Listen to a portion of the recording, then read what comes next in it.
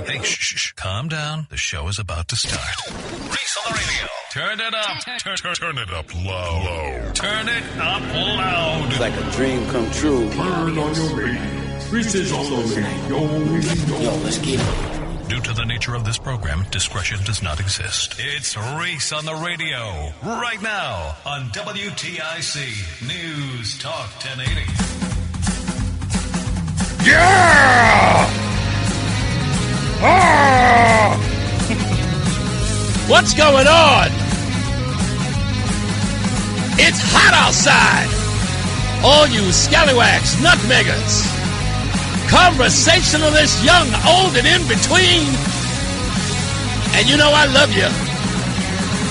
You haters. It's Reese on the radio on WTIC News Talk 1080. I want to thank always the people in the front office here at WTIC. I always do. Because I'll admit that having a guy like Reese on the radio on the program for some odd reason is like a room full of rocking chairs and a cat. It's like nervous, but I totally get it. And I tell people all the time, you can't just outright trust me. I got to prove it every day. I say it to you guys, you listeners of this program. I say it to you every day. I got to prove myself every day. It's like once I've proven myself, it never stops. And I respect you for that. Trust but verify. That's why I do what I do, making sure that I'm doing this good work every day. And I got to say this. Can I give a shout out to liberals from all walks of life in Connecticut? Thank you for finding this show interesting, even if it ticks you off. That I am a source of entertainment for you. Even something for you to, go back and forth with your friends or your family. Yeah, I was listening to Reese the other day. You know what that knucklehead said the other day? The fact that you gave me that opportunity to infiltrate your life, I appreciate it. Truthfully, I do. And again, thank you for always supporting the show. 'Cause whether you believe it or not, just listening and watching online and commenting on some of my viral videos, I love it. And again, I appreciate it. Today, I had a phone call with someone. I don't want to say who it was because then it'll lead to what the person he was having a conversation with. But someone had made it known to me that my presence is affecting people politically. For starters, that is not my intent. It is important that you know what my intent is. And if you think that you know, it's clear that you don't, because you've never asked. And if you listen to this show, if you've been paying attention to me, I tell you every day, and it never changes.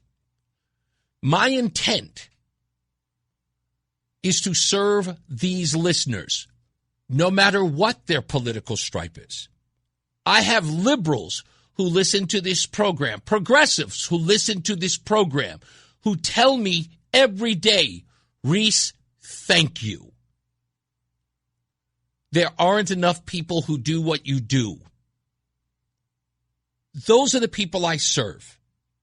That's it. There is no promoting me. I've done this long enough to make it about me. I was that egomaniacal 30-something-year-old getting into the hip-hop, radio game and trying to hook up with everyone, patting myself on the back about how many celebrities I knew and what record release parties I was going to, who I was sitting to, texting and chilling out with, and I can call them in a drop of a dime. I know this person. I remember all of that. Young, naive, and stupid. I've had it all. And had fun doing it. But I needed an entire change in my life in order to realize what my true purpose was. It came to me 4 years ago when I joined WTIC in a part-time, very limited way. I knew that God gave me another chance. And he said to me, hey, I'm giving this to you. Do something with it. Don't serve yourself, serve others. And I said, okay. How did I come to this? For years, I've been talking about a movie. And I know you guys know, you listen to this show long enough. I reference movies because as a young boy, movies used to inspire me.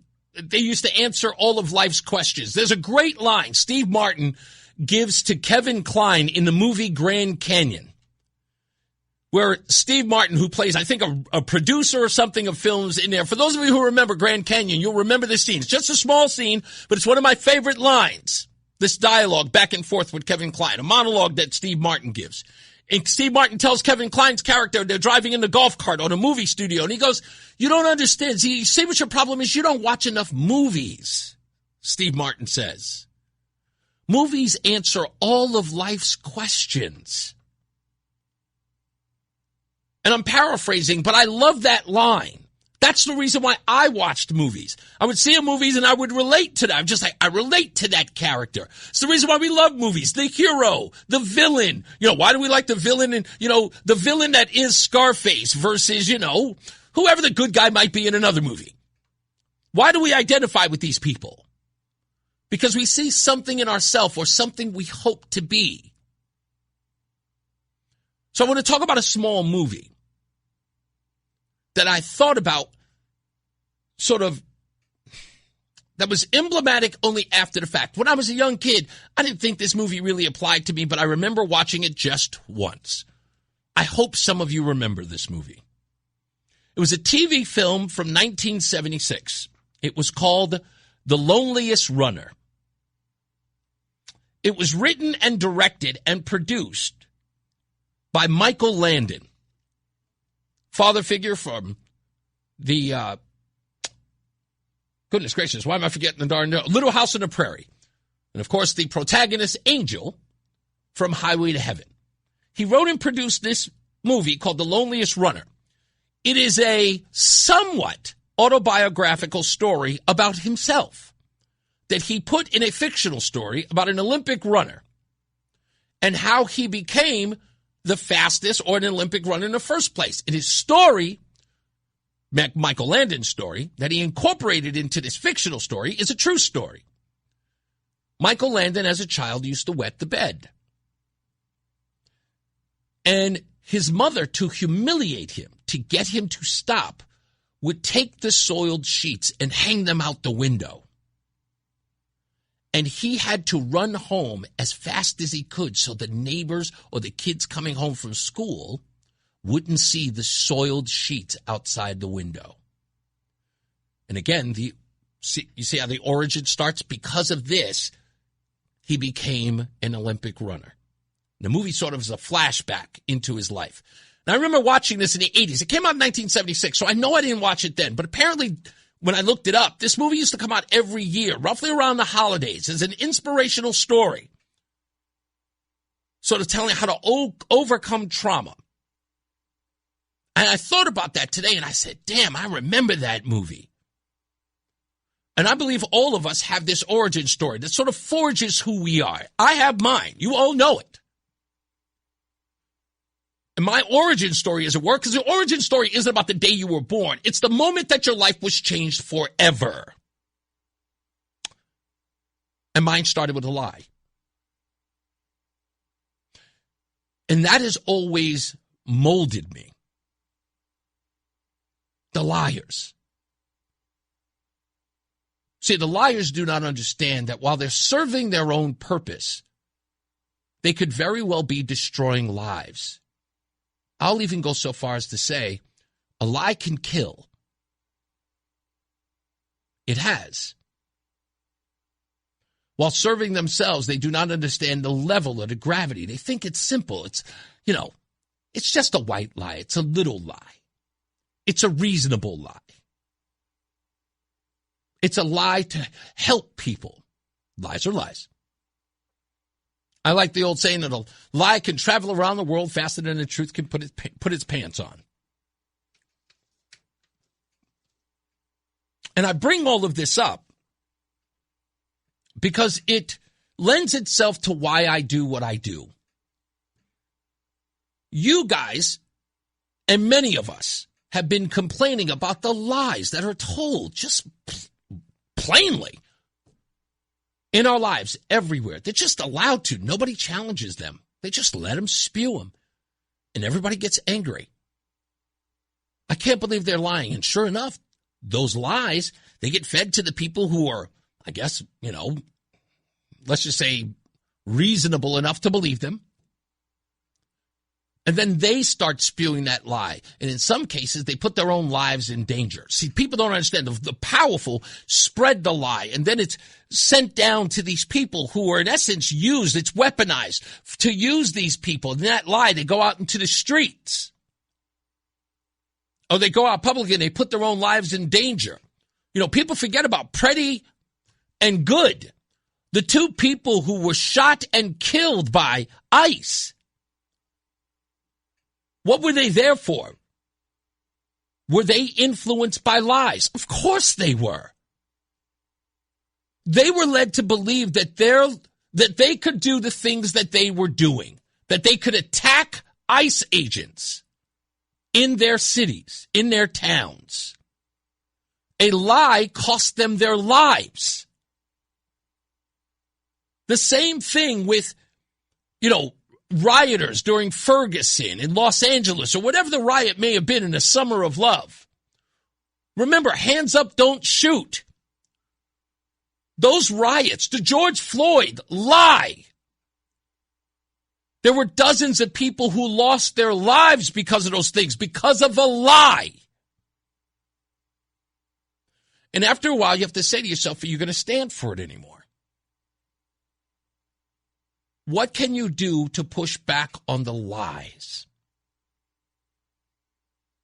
And so I say that God told me, use this medium to stop the lies, to push back on them, to challenge the lies. Be respectful, do it with dignity, and don't become the liar. Not even to push your point. Make sure that if the facts don't support what you're saying, be humble enough, righteous enough to say, you know what, I'm wrong about that. But just don't join the fray for whatever reason. Not for ratings, not for accolades, not for praise. Don't do it. And I said, okay. And that's what I'm here to do. But you want to hear the crazy part, folks? There are people out there who want me to sit down and shut up. And for what reason? Because I'm making people uncomfortable? Because I've decided to do the thing that I believe that others are not willing to do. And they don't have to, by the way. As I told you when I first got on these airways, when my show began, stop relying on the media to do the thing you want them to do. You have to accept them for who they are. If they will not report on those things, just leave them be. It's like arguing with a cheating spouse. If that person's going to cheat on you, they're going to cheat on you. You can say whatever it is. And the only way you can keep them from doing it to you is leaving them, which is what you should do. If you don't trust the media because you think they're lying, leave them. What are you relying on them for? What do you keep going back for? Like, seriously, what are you going back for? I wouldn't be angry at them. I'm no longer angry at them. I just say, okay, I'm going to do it myself. But now that's ticking them off. And it becomes about me instead of them doing what it is that we asked them to do or they've refused to do. Then it's being angry that Reese has the audacity to get out of this seat, away from this microphone, and go out there and ask the questions that need to be asked. What makes them even crazier is that you were loving it. You're cheering it on. You were saying, yes, finally. We have somebody that we can depend on. We don't have to complain anymore. Let's get this guy more and more attention. Share his stuff. Tell our friends. Somebody is working for us because we felt like no one has been. And instead of anybody else joining the fray, which they can freely do, instead of taking the high road, which I did, that said, leave them alone. If they want to do things their way, let them do it. Instead, they're going, nah, we got to stop him. We have to stop him from doing the thing that we won't do. Do they not recognize that making it about me and not about the lies, it only destroys their credibility more? Do they really believe that they're going to be trusted because they went after the person who just wanted to ask the tough questions instead of them just asking the tough questions? Do they think that you are so stupid that you won't recognize that the attacks on me are really an attack on you? Look, I tell them every day, come for me. I can always go. Shut this down. I'll find another way. I will find another way. This is a wonderful and a great opportunity that I respect and I love having this job. I love doing this. But if they think that coming after me and telling me to sit down and shut up is going to stop me, telling me to sit down and shut up is the exact opposite. It's the battery on my back. The fact that you are offended or upset, angered, ticked off at what I'm doing tells me that it's working. We call that confirmation. You could join. But if you wish to be adversaries, fine. Just understand. I don't have to swing first. I don't. I'm already doing the job that I'm supposed to do. When you can aim it their way, you can aim it my way. But this audience, it's savvy enough to know. When we come back, I'm going to explain to you exactly what I mean. Stand by, go nowhere. It's Reese on the radio. Fan of WTIC? Then do us a favor. Download the free Odyssey app and favorite WTIC. Also, you can go to ReeseOnTheRadio.com, if you feel like it. Send me a message. A lot of you do, and I appreciate that. Always sending me some ideas, news ideas, and stories that you care about as well. I want to say hello to Rodney and Rebecca of 10 Main Cafe in Bristol. That's where Roseanne and I go every morning for breakfast before church. And then we have our treats over at the Harvest Bakery.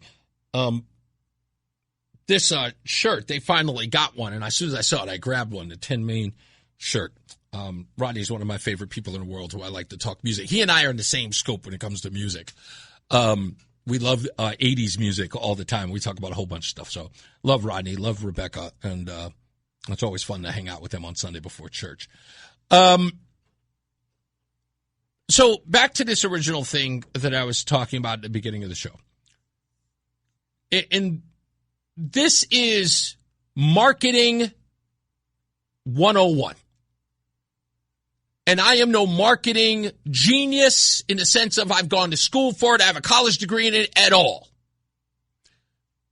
But I am a absolute savant in marketing. You guys know it. I play around with it all the time, coming up with ideas, the yard boat, things like that. My brain works like that because, again, I'm a kid who grew up watching TV. And I loved, weirdly enough, commercials. You know what I used to be addicted to? The Clio Awards. Oh, I used to watch them every year. I know some of you did too, but I love the Clio Awards. Because that kind of thing, the branding, even though I remember the Joey Isuzu ads. I remember speaking to somebody who worked in marketing for Isuzu, and I said, come on, man, what happened to those Joey Isuzu ads? Those things were great. And he goes, "Hey, they didn't sell any cars." I was like, "Really?" But I love those ads because they're funny. I love them. I think the actor's name was John Leisure. But they were funny. "Hi, I'm Joey Zuzu." And they were great. They were great ads. And that kind of stuff I love. So, when you come here and you do the show, I come here and do the show, I look at it the way I've always looked at radio. I am a listener first before I am a radio host. Because I wouldn't be here if I wasn't a fan of the medium. If I didn't have people who did this before me that I know, respect, even some people I'm not particularly fond of on a personal level are really good at this job, and I respect them because of how good they are and how successful they are at doing this craft. I'm not going to say any names, Howie Carr, but I'm kidding. I got no beef with him. But there are things about this that I look from as a listener, from a listener perspective. That's how I do the show. I'm always thinking, when I leave the show, I'm saying to myself, would I have listened to that? And if I didn't, and Roland will tell you, he had to get me out of the habit of saying out loud, that show sucked. He's like, hey, you don't know. Somebody out there listening probably thought it was the greatest show ever. And sure enough, I would get a message. It was like, dude, last week's show on Wednesday was fantastic. I was like, really? I was beating myself up for a week about that. Why didn't you email me earlier? So that's just where I come from. And again, that means that when I do my show, I'm thinking about you. Now, I know that seems crazy. Some people will say, that's a gimmick. He doesn't really care about his audience. Really? How do I keep my damn job? How am I going to be the people at corporate can say, you know what? Yeah, the guy's funny. Yeah, the guy, he's informative. Yeah, you know what? The guy does this, but yeah, he's not doing us anything in numbers. They're funny shows, but it's really making no revenue off the guy. Just got to let him go. So I'm like, how am I supposed to make sure that you're listening to the show? I could come in here and do it like every other guy in the business has always done. Come down here and do the two things that matter. Be the shock jock. Hey, fart jokes. I could do that. Of course I could. Hey, let's do provocative stuff. Sure I could. Absolutely. Or I can make it guess. Tomorrow on the show, we've got... tomorrow we got George Clooney and Conan O'Brien. They're going to be live right here on the show. I can make it about them. Look how many celebrities I know. Look how many important people I could do it like that. I don't have a problem with that. Larry King made a career thing. Why is Larry King Larry King? Because of everybody Larry King knows. Or knew. But if you know the point... Why do talk shows so successful? Well, at least they used to be. It's because of all of the great celebrities exclusively. We got Kanye West, and then after Kanye West, we got Beyonce, and, musical performance by Jay-Z. It's like, whoa, that's big names. So like, I got to listen to that show. He's got all the influencers. But I don't know anybody. I don't have relationships like that. I'm not even trying to. I've got to sell you me. The guy with probably the most average self-esteem ever. I do love me some me, but I'd say I'm pretty average on the self-esteem level. But I'm always thinking. I'm always ideaing. It's like idea-ing. I'm always coming up with ideas. And I got a team of people who always got ideas. If you heard half the stuff that Adam 12 runs into my ear, I got to slow him down. Whatever he is taking, I've got to change his meds. But I'm around people who do that.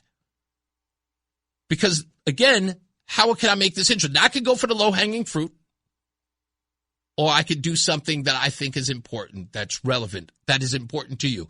And the thing that you told me when I was on this show was that, Reese, they keep doing this in the media. Reese, nobody ever asked this question. I was watching this news report. Did you see that? They didn't even bother to ask this, that. And I listened, and I went, damn, they are craving this. And so I started doing it, and you guys started responding. All of a sudden, out of nowhere, my live videos went from 350 viewers to now it's an average of 1,000. The live broadcast. Right here, YouTube, Facebook, Combined, we're seeing upwards of 2,000-3,000 views a day. When I started my podcast in 2012, I was lucky if I got 115. My Facebook page, every day, I am friend requests, 10, 12, 15 a day. People telling me, I didn't know who you are. I'm listening every day now. Oh, my God, breath of fresh air. Love this show. And it's never been about me. Everything that you've been responding to is what I do for you. And you feel like you have somebody out there. God, some people say some things to me I'm even embarrassed to repeat. You're our champion. Ugh. That's a tough one to hear. I'm just trying to do my job. I'm trying to cater to the thing that you need. And again, when it's all said and done, I want to be able to pat myself on the back and say, good job.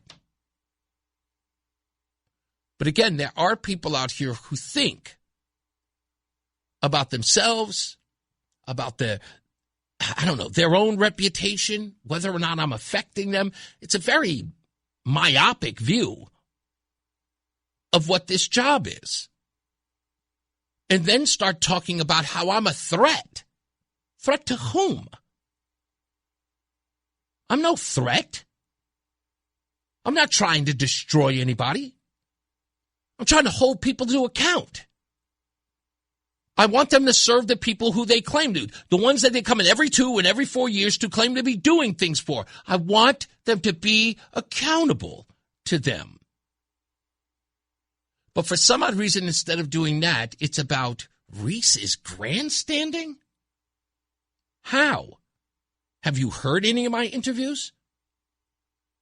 Ned Lamont, you don't think $35 is anything? It isn't about what I think, Governor. It's about what the people think, and the people think it's nickel and diming. Can you address them? No, you can't. So make it about me. John Larson yesterday. Did you call ICE? No, but I'm not holding the press conference about ICE. Did you call them? No. You're condemning ICE, but you didn't bother to call them. Now, I want to think about this, folks, where I'm coming from. I'm Reese on the radio. I'm on WTIC. I don't know anybody. Richard Blumenthal and Representative John Larson. Both of those gentlemen work in Washington. Former Senator John Wayne Mullen is a colleague of Richard Blumenthal. You don't think he's got his cell phone number and says, hey, man, we're about to have a press conference about one of these guys you took out of West Hartford. Can you give me some background on this guy before we go out and put our neck out for him? No one bothered. They just went out there and told the story. And then WFSB and the Department of Homeland Security countered that story. And it looks bad. When we come back, let me explain to you what I really mean by looking bad.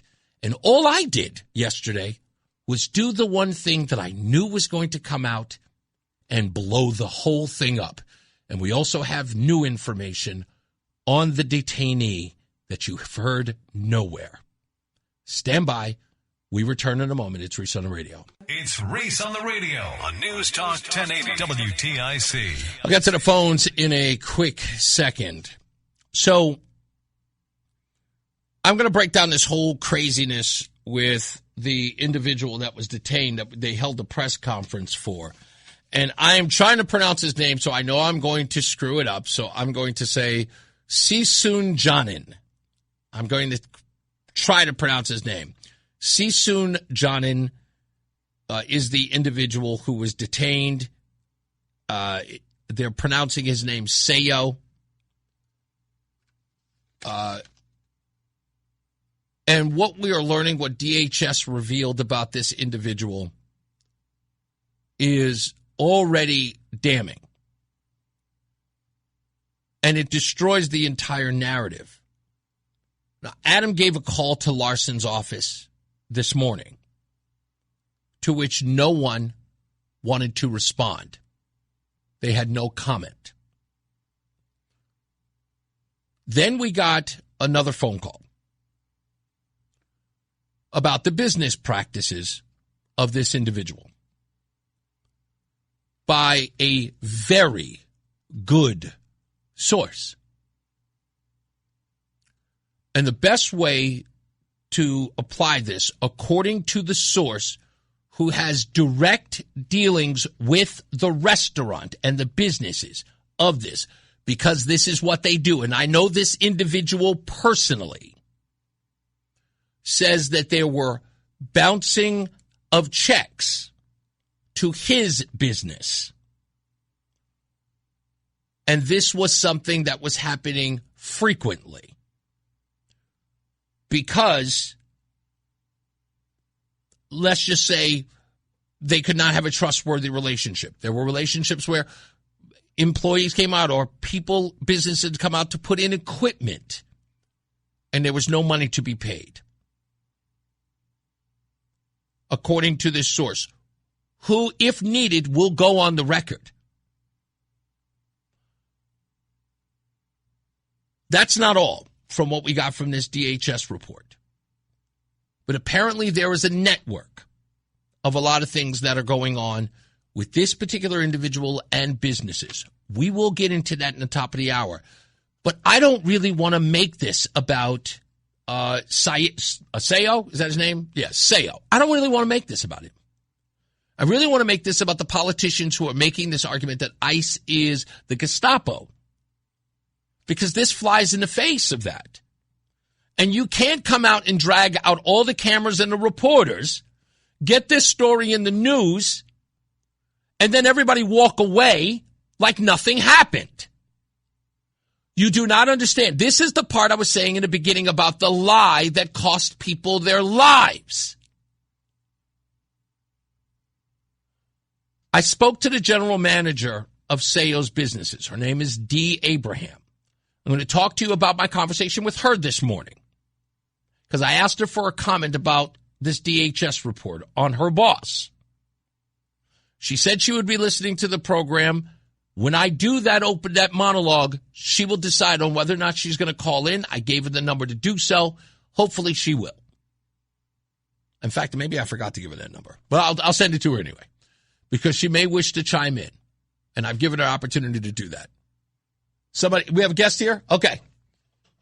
Let me go to Mark in West Hartford. How we doing? Mark Walsh in the house. What's up, buddy? Hey, so listen, I want to do both. Okay. I want to do both because this guy, and I'm verifying it, has done some bad things.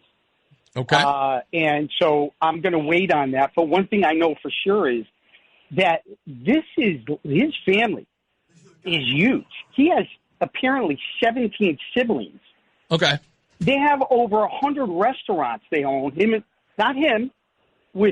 They're not all connected, but within the family network, they own over 100 restaurants in Connecticut and New York. Wow.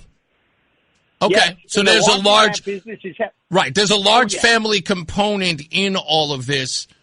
And so, I mean, according to what you're finding, Mark, you're going into sort of like the inner workings of this, and it appears to you from, I guess you're on the surface investigation, there was a network of restaurants in and around the tri-state area. Yeah. Now attach it to this solely for now. I don't know if the rest of the restaurants are doing it, but a classic move culturally by different cultures coming in here, especially with restaurants, is they will either sponsor or get people here from their home country to basically they're like indentured slaves for a fee. So sometimes they'll use their own home. I'm not saying in this case that right. this individual's doing it, right. but it's looking that way. They okay. can use their home as a rooming house. Right. They can have them work in their restaurant for a number of years to pay off whatever debt they had agreed upon. And you're saying that from what people over here, and what you're looking into is to find out whether or not that is sort of the network of which this is operating. And that's not far off, but we need to get that confirmed before we say that. We need to, but I just want everybody to refer to something I covered years ago. Just everybody look up Chengdu Restaurant. Yes, I remember that. Okay. And you need to look in, and this was a case where it wasn't just one house. There were many homes. Yeah. where they were turned into rooming houses. Very dangerous. It was a public safety issue to those individuals. They were being exploited. Yeah. So we're going to find out and verify. But go ahead. I'll wait to the top of the hour and hear what you got. You got it. Thank you, buddy. All right. Let's get to the top of the hour. Dave Mager is in for John Silva. We return after this. It's Reese on the Radio. Reese on the Radio, making sense of the news. Yeah, even when it makes no sense at all. Now on WTIC, News Talk 1080. I don't have any. There you go. We're back. Reese on the Radio, WTIC News Talk 1080. I want to thank Mark Walsh from Mark from West Hartford, who called in on this. So let's break all of this down. What we were told was that this was a individual who had lived in the city of West Hartford for 30 years. That is undeniable. That is a fact. He forgot his key. That's a fact. He owns 2 businesses in the area that we know of. The Portobello restaurant, which is on Park Road, and the laundry room on Farmington Avenue. And these companies he's had for quite some time. Looks like the laundromat opened in November of 2014. And it is undeniable that Sayo, the subject in this story, had businesses that people worked at. People were employed. Gainfully, I don't know, but clearly employed. And from the people we spoke to at the press conference, he was well liked. I believe he was. Many people came there and stood up for him in the business community.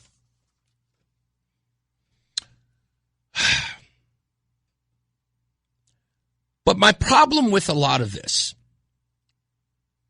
and they may have been good-natured in those people who stepped up for Sayo, was that they may have been seduced by the fact that they could condemn ICE and Donald Trump. The officers who picked up Sayo were doing a job, and they knew what they were doing. He was not randomly picked up. Nobody saw him down the street. By the way, did anybody see his son? Anybody see his children? Anybody seen a picture of the guy? I have. All of this stuff that we have been told on television, at town halls, and in our neighborhoods. Trump just running around picking up brown people. That's all he's doing. As soon as they see somebody that's brown, they look like you. People of color are in danger. I saw Sayo. I saw his kid right in front of me. Couldn't have been standing further than 20 feet away. He came to the podium. He's everywhere. Folks, do these folks look Guatemalan to you? Did they? Go look them up. I'll take a minute. Go ahead. Go look them up. If these people were walking down the street, would you get the impression that these folks weren't everyday Americans? Because I'm not going to lie to them. I said, wait a minute, that's Sayo? That's not him. Yes, it is him. He's what we call passably white. That's what he was. I mean, don't get mad at me. And I don't know who that is. Anyway, they do this all the time, telling us that the people who are in danger are the people who look like those who cross the southern border from one of the triangle countries in South America or Central America. That wasn't the case here at all. In fact, when I saw his son at the press conference, I almost shouted, well, he doesn't look like an immigrant. Just to tick him off. But I said, no, be decent. Be decent. So all of these people jumped ahead and said, here's an opportunity to scream at ICE. Here's an opportunity to blame it on Donald Trump. Like he actually drove up and said, Gidnica. And he was the one who took Sayo away. The crazy part is, and no one's thought about this, hear me out. John Larson has been in office since when? The Clinton administration? Right? How about Richard Blumenthal? He's been in what, 2014, maybe 2012? I can't remember. So it's somewhere in there, in the teens. Blumenthal's been around a while. Again, Mark Wayne Mullen is a former senator. I'm sure that Richard Blumenthal, hell, even Representative John Larson, can pick up the phone and dial the cell number or the personal number to Mark Wayne Mullen, the head of the Department of Homeland Security. While these two gentlemen, very high-profile national figures of this state, representatives of this state, national figures, though, are holding a press conference that they know is not just going to be covered on the local media here. It's going to be covered everywhere, nationally, especially in Washington. As it pertains to ICE and DHS and illegals, it is, we're talking bottom feeder fodder. Isn't it? It's going to be covered, and they're going to be viewed as champions. So this story reaches the desk of Mark Wayne Mullen, who is probably saying to himself, Dick, you couldn't call me? John, I just had dinner with you 2 weeks ago. You guys couldn't pick up and find out what was going on? You don't think that I would answer that call and say, hey, let me look into it and find out this guy's a business owner, 30 years, blah, blah, blah, blah, blah? Yeah, reputable person, reputable member of your community. Yeah, job creator, good guy. Yeah, of course, man. Tell me what I can do. Nobody here, with everything that we hear every day about Washington and the inside stuff, right? How they pat each other on the back or they powder each other's butts. You're going to sit up here and tell me that both of these guys, as powerful as they are, they chose the cameras instead of saying to this family, hey, let's see if I can work some things behind the scene and get your father back. Now, if you ask me, I think somebody knew. But I digress. I don't want to go there. So I talked to the general manager of Sayo's business. This young woman was confused as Johanna Hayes at the press conference because John Larson saw a black woman and thought it was her. According, it was a mistake. It can happen. But this young woman, she talked to me this morning. In fact, she gave me her number at the press conference. And I sent her information about her boss. And I said, hey, you want to talk to me about this? And she said, well, the DUI thing seems crazy because I know he doesn't drink. I went, okay, but maybe it was a DUI back in 1997. Who knows? I used to drink. I quit. I got sober. Who knows? But that's neither here nor there. But then she said something. Boy, did it blow my mind. Hold on one second. I got to do this real quick. You got to take this. That's Freedom 250. They're calling about the room. Sorry, this is that's an important phone call from Freedom 250. They just called 3 times, so it must be important. Anyway, back to what I was saying. So I talked to this young woman. Her name is Dee Abraham, and she told me that my conversation with her was not off the record. She told me that I could say what I'm about to say to you now. They didn't want to do the press conference. They thought it unwise. According to Dee, some people pushed back, including her, saying that it may not be a good idea. They were uncomfortable with the idea of having this press conference. Now, for what reason, she never gave. And I can only assume from my conversation with her is that if indeed there was something in his past, it hurts the family and it hurts the business because people, now this, by the way, this part she did say, there may be people who were cheering for Sayo and saying that's wrong, that happened to him, and decided because he is gone, let's go support the family, let's go support their businesses and make sure that they're made whole while they work it out with DHS and INS and whomever. But now this story comes out. Why? Because it was brought to everyone's attention with this big, giant press conference. And DHS is forced to respond. And what did they respond with? Hey, this guy came into the country 30 years ago with someone else's identification.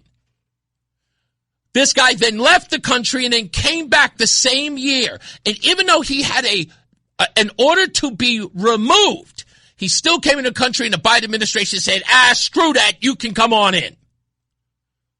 And as DHS put it, making a mockery of our systems. This then looks bad on the family. Was the family harboring a fugitive? Was this guy a criminal alien? Then all of a sudden, the support of the family business turns into ire, turns into protest, turns into closing the business down and people who work there with no job. That's why they didn't want to hold the press conference. They felt like something was going to come back and backfire on them.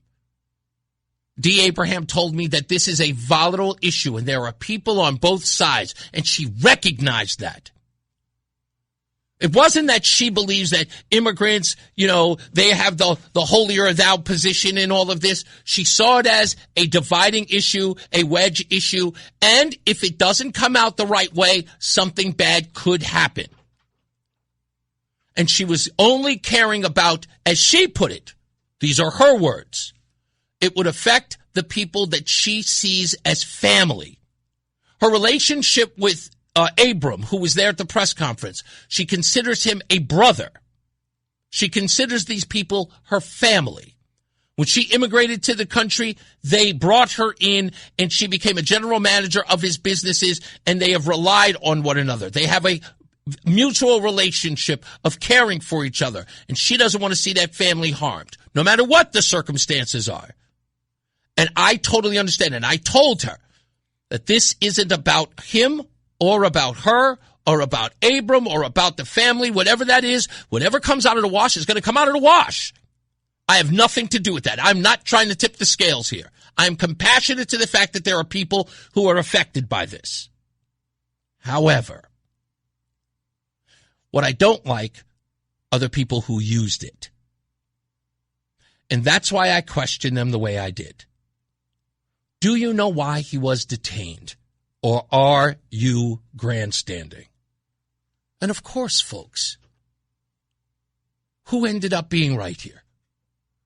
Who was the person who had their finger on the pulse of all of it? Why? Because I've seen the story over and over again. This isn't something we haven't experienced. It's the usual nonsense.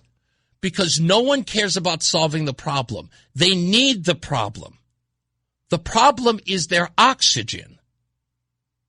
Solving it kills them. Do you understand that? Solving the issue kills them. They have nothing to stand on but the problem. The problem must persist. Blame must persist. Anger, volatility must persist, because that is the thing, the oxygen in their career. And then when a moment like this happens and they go, hey, dude, what's up? This guy coming to the country in 1997 with somebody else's paperwork? This guy's not paying his bills. He's got bounced checks. This isn't a legitimate business. This is a cash-only business. He's not paying the people in the community who are doing work for him. There's other dirty things that are lurking around in this situation. All of a sudden, the guy's no longer looking like the person you painted during the press conference. Now what? And to bring it back to the opening monologue, who did the politicians get mad at again? The guy who asked the right question, me. And the right question was, what do you know? Do you know anything? And with that, what are you doing to protect these people, knowing that, in your words, Donald Trump, the tyrant, is coming to get them? You take their tax dollars, don't you? You give them a tax ID number. You take their tax money for their restaurant. You probably You probably took that 1% from his restaurant when they did it back in 2019. I'm sure that you did. You take his money and you do nothing to make sure that the guy is a legal citizen. And then when the ish hits the fan and the guy gets dragged out of a Dunkin' Donut parking lot, then all of a sudden you grandstand. But who is that about? It ain't about him. It turns out now, guess what? All of that grandstanding, we demand that he be returned. Well, now that you know the deal, now that you know the facts, what do you say now? Do you still demand he be released? How about this? Save some face. Demand that Seo get his paperwork right. Make restitution. I asked a question yesterday. This guy was around for 30 years. He never once tried to get his paperwork legitimate. Never once. And now we found out that it hadn't been legitimate since 1997.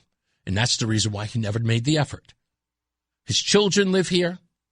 We have birthright citizenship pretty much upheld in this country. His children were born here. They are U.S. citizens. Again, he opened up a business here. He employed people. An opportunity he got here he would have never gotten in his home country of Montenegro and Yugoslavia at the time. And what did he do to repay all the riches? And when I say riches, I mean the opportunity to do all those things in the United States. He didn't become a legitimate citizen. He owed us that. How did he not? We have the land of opportunity.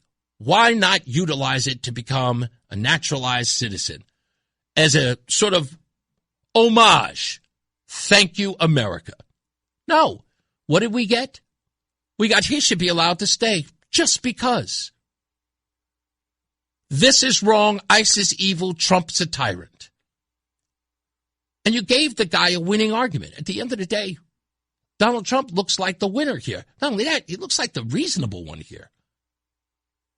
He gets Mark Wayne Mullen to respond to you by saying, the guy that you are telling everybody is the salt of the earth fraudulently came into the country, illegally several times. Why would you hand him a gift like that? Do you guys not know better? Or are you so eager to jump at the chance to attack President Trump, to attack ICE, to attack our laws, to attack the institution that is the United States, that allows people to come into the country legally so they can prosper? Do you wish to attack all of that with such fervor that you are willing to put your reputations on the line? Look, I said it yesterday and I mean it. You're going to have another press conference and you're going to take off-topic questions. And I'm going to have this audio. I'm going to have the audio of you talking about how he didn't deserve to be taken. And I'm going to have to ask you, what say you now? And you're probably going to say what I expect you to say, and I hope you do. We didn't know all of the facts at the time. And you make good on it. And then we can all move on. That's all. So again, back to my original statement at the beginning of the show. Why do I show up? Why do I appear at these press conferences? To ask the questions no one else is asking, because the results are exactly based on the questions that I asked. I knew nobody knew why he was detained, and I knew nobody was working to get him legal status. They were only grandstanding. I wish I didn't have to break my arm patting myself on the back. But just like you give Trump, you give me the win. You hand it over to me on a silver platter. And it took less than 24 hours. I don't even know how much time it took you to put together that press conference. But I completely blew it up in 12. That's it. You should all be ashamed of yourselves. And the next time somebody gets taken, take a beat. Get the information. Make a phone call. That's all you have to do. Make a phone call. So you don't end up embarrassing yourself or the community who stood out there, who now has egg on his face. All of those people out there, the business leaders who are out there, they now have egg on their face. Why? Because you coached them into something that should have never happened. That's all you have to do is next time. Wait a minute, get the facts, then hold the press conference. I hope that helps. When we come back, boy, have we got a story to tell you. Mr. Tim Terwilliger. I'm getting it right. I just met him. Tim Terwilliger, who is the owner of Suplife Vitamins and Nutrition. I'm going to get this right. I'm going to try it one more time. You mind? He is Tim Terwilliger. What? Oh, Terwilliger. Okay, Terwilliger. He is the owner of Suplife Vitamins and Nutrition in Bristol. We're going to talk to him about something that's happening in Bristol that will blow your mind and what he's doing about it. And I love every bit of it. So stand by. We'll talk to him in a second. It's Reese on the radio on WTIC NewsTalk 1080. Spider-Man. Hey, he's your friendly neighborhood Reese on the radio. Right now on News Talk 1080 WTIC. All right, Reese on the radio live here on WTIC News Talk 1080. It is rare that I get a guest on the fly coming in on the program, but this gentleman has such an interesting story that just hit my radar. I mean, today, maybe just an hour or so ago. Tim Terwilliger, whatever. Tim, your last name, say it for me. Terwilliger, no N. Terwilliger. I got to say it a couple of times. What is that? Is that German? I'm American. German, Irish, Dutch, and French. Ah, okay. Dutch, but okay. You know, let me turn your mic up just a little bit. If you have to, you can tilt that up towards you. Yeah, you got a good voice. Yeah. Right, good. So Tim owns Suplife Vitamins and Nutrition, and he is built like a brick-ish house. If you can see him on video, the guy looks like he takes every vitamin. He doesn't smoke. He doesn't drink. Nothing. Mm-hmm. He is pure, with the exception of the ink that is all over his body. Such toxins, my friend. We'll see. We'll look past that. No, look, you look amazing. In fact, I'm going to make you my personal trainer. I appreciate it. So I'm telling you, and your place is in Bristol, so I will be there. You have a lot. no excuse. I have none. You have to come see me. I got you. So you are doing something that you are exclusively doing on your Instagram account. Mm-hmm. And the reason why I love having you on is because, again, I tell people, never ask others things you're not willing to do yourself. Sure. And your story is emblematic of that. Talk to me about what you're doing and why this is so important to you to get this story out. Yeah, so first and foremost, I'm going to preface it with this. Are you a father? Yes. Okay. To what degree wouldn't you go to protect your children?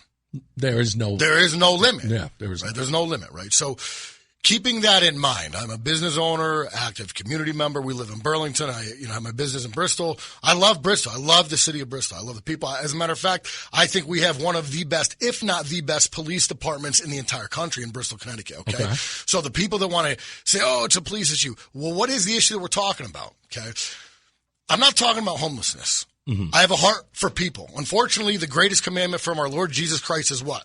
Love others. As a matter of fact, he commands us to love our enemies, number one. Right? So the golden rule, treat others as you would have them to treat you, right? So I don't have a choice. I have to love others.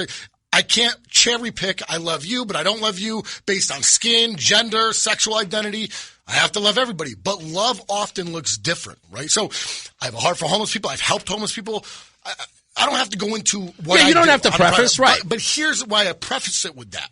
I made a post on Thursday on my Instagram and Facebook, and that post was a video of different users, and I say users because that's what they are, fentanyl users in my back parking lot and in my front parking lot using, selling, and injecting fentanyl. Wow. Okay, now we're not talking about marijuana. We're not talking about alcohol. We're not even talking about maybe cocaine or other narcotics. We're talking specifically fentanyl. Evil, pure evil. Okay, so over the past couple months, what have I done about it? I wasn't some keyboard Facebook warrior. Oh, this is evil. I didn't, cast and hurl insults at people. I talked to the police. I talked to the people using. I talked to the city. I've gone every route possible. As a matter of fact, let's talk about Friday morning before all of this erupted. Okay. There's a little foyer walkway right next to my store, connected to my store that connects the back parking lot to the front parking lot. Is it sort of like an alleyway? It's an alleyway, but it's enclosed. Right. So it had rained the night before, and I popped my head in there. It was about 9:30. And I was on my way out of my store to go help a woman, who I'm not going to say her name, an older woman, elderly woman in our community. And I was on my way to help her, and I looked in there, and I have the meta glasses, and I'm like, I'm going to confront this person because I'm sick of it. The night before I posted this video. Oh, you were recording it for... I was about to, just to document. Watch the camera there. You speak with your hands. I should have asked you earlier. No, you can still speak. Just be mindful of the camera. Gotcha. So I promise I'm not going to hurt you. So I hit record button. I start walking in there. I said, what kind of humanity is it if I record somebody in this horrible state? So I shut it off. Right. I'm not here for clicks. So I talked to the dude, and he's laying on the floor, and his arm is covered from here down. Everything above it is exposed. It's infected. We start talking. It's been infected for a month. He's sleeping on the hard floor. There's like 5 or 6 nippers of whatever alcohol he has. Right. And then I start talking to him. And I said, bro, what's the deal? When was the last time you used fentanyl? He goes, last night. I'm like, so you coming off a high? Yeah. I said, is that infection from fentanyl? Yeah. I said, okay. Mind you, it's oozing on the floor and on the wall. Oh, my goodness. Who's cleaning that?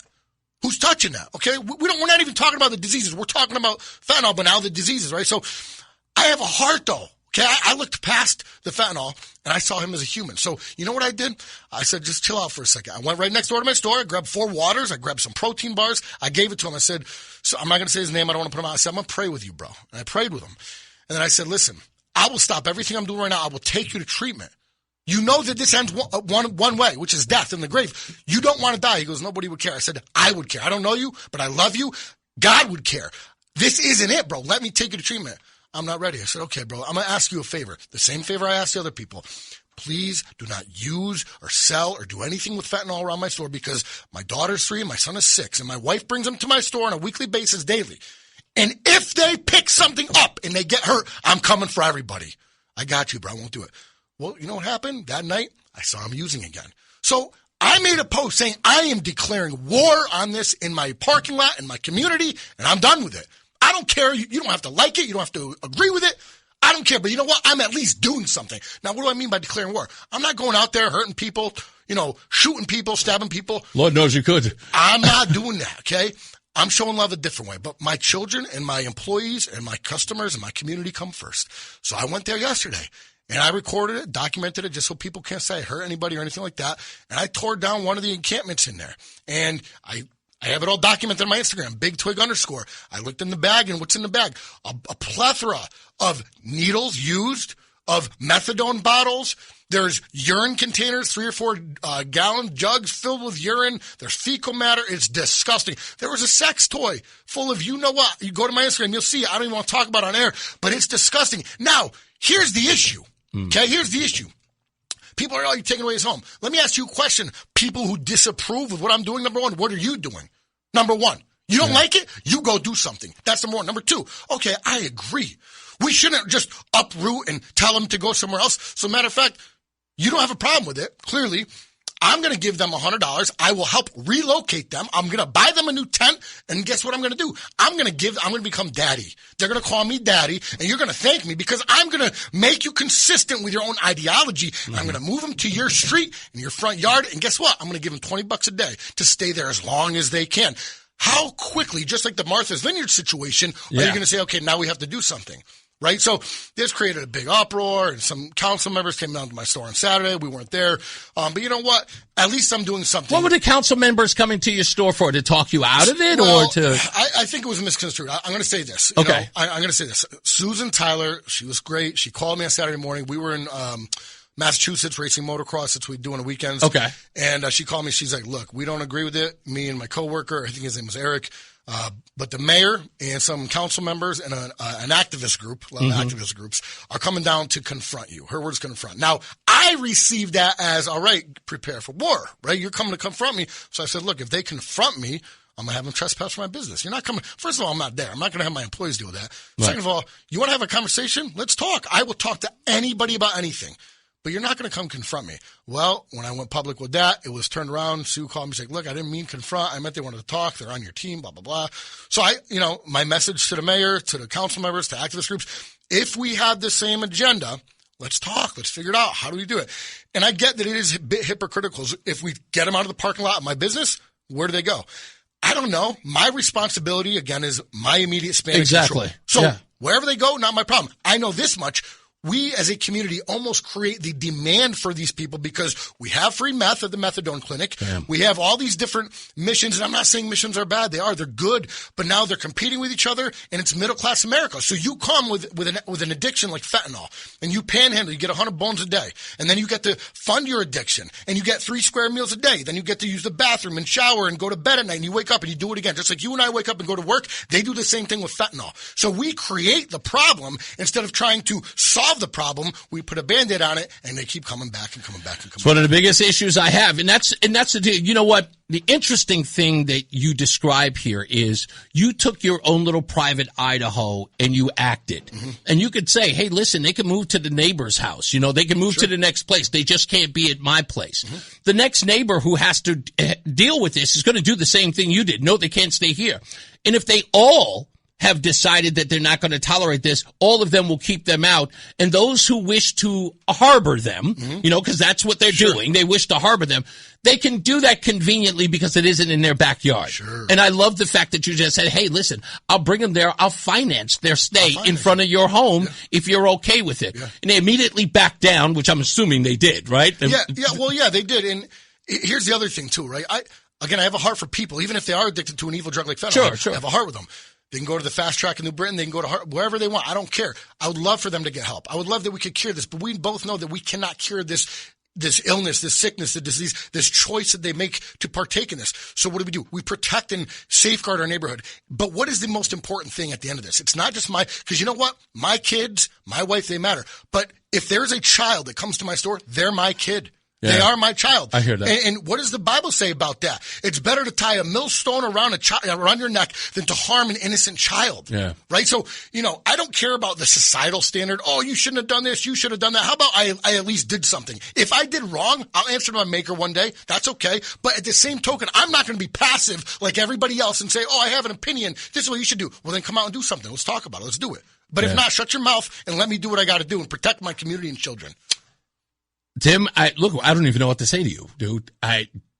No. You are probably the greatest interviewer ever, or interviewee ever, because I barely had to talk. Yeah. I got a lot to say, bro. No, that's great. Stand by. I got to take a break. I want to come back and I want to wrap a bow on this, on exactly where we are now and what we can expect in the future.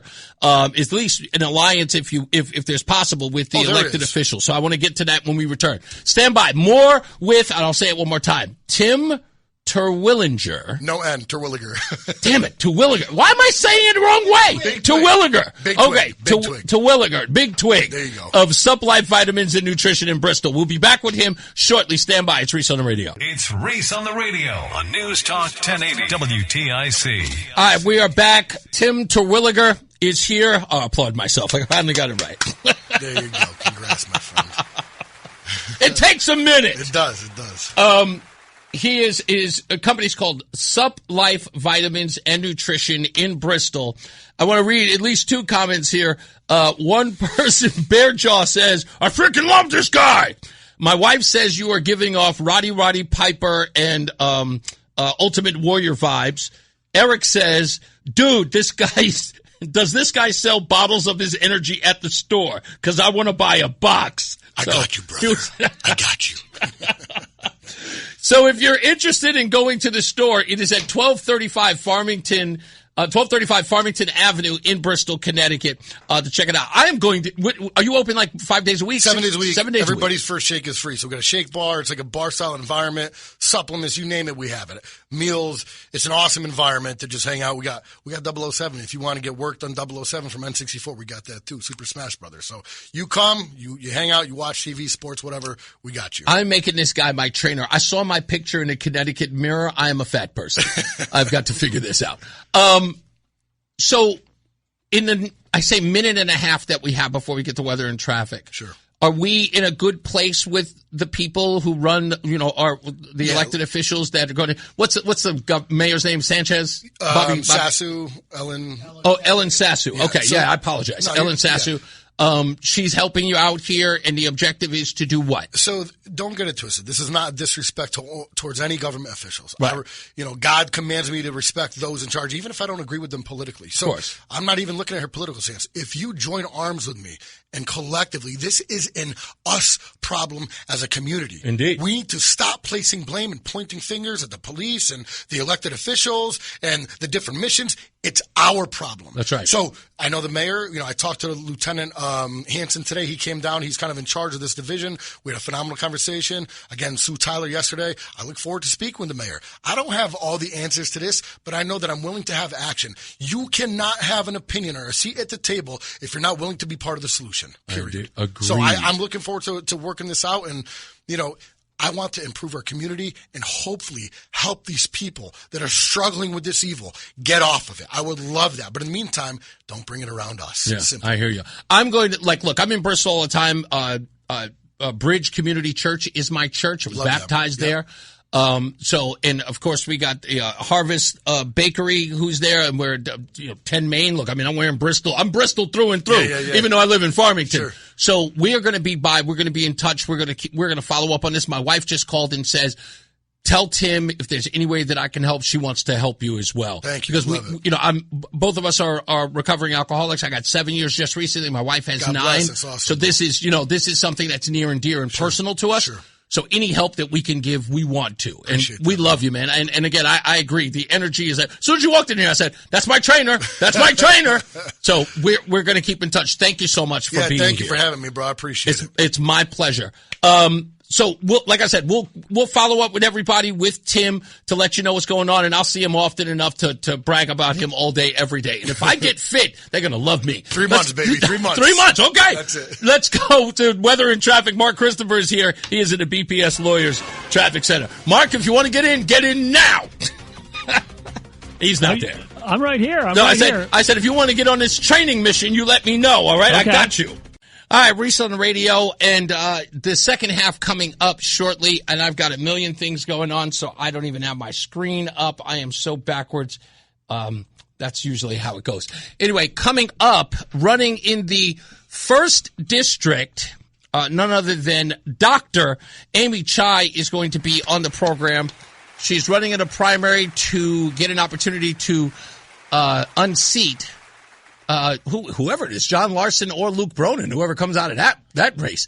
So we'll talk to her about her campaign, how she got here. Plus, she has got an extensive background in science, addiction, almost everything. So we'll talk to her. We're going to have her here for an hour. Get ready to learn more about Amy Chai when we return. Stand by for all of that and much, much more during the program. Maybe she'll even give a comment about this whole press conference that John Larson had yesterday. We'll talk about that as well. All right, so stand by. More news, more views, and Amy Chai returns on the other side of this break. Let's get back to Mark Christopher. He is in the BPS Lawyers Traffic Center. Hey, Mark. It's Reese on the radio on News Talk 1080 WTIC. All right, loaded for bear this Tuesday with guests galore. Let me fix my camera here. Amy Chai, Dr.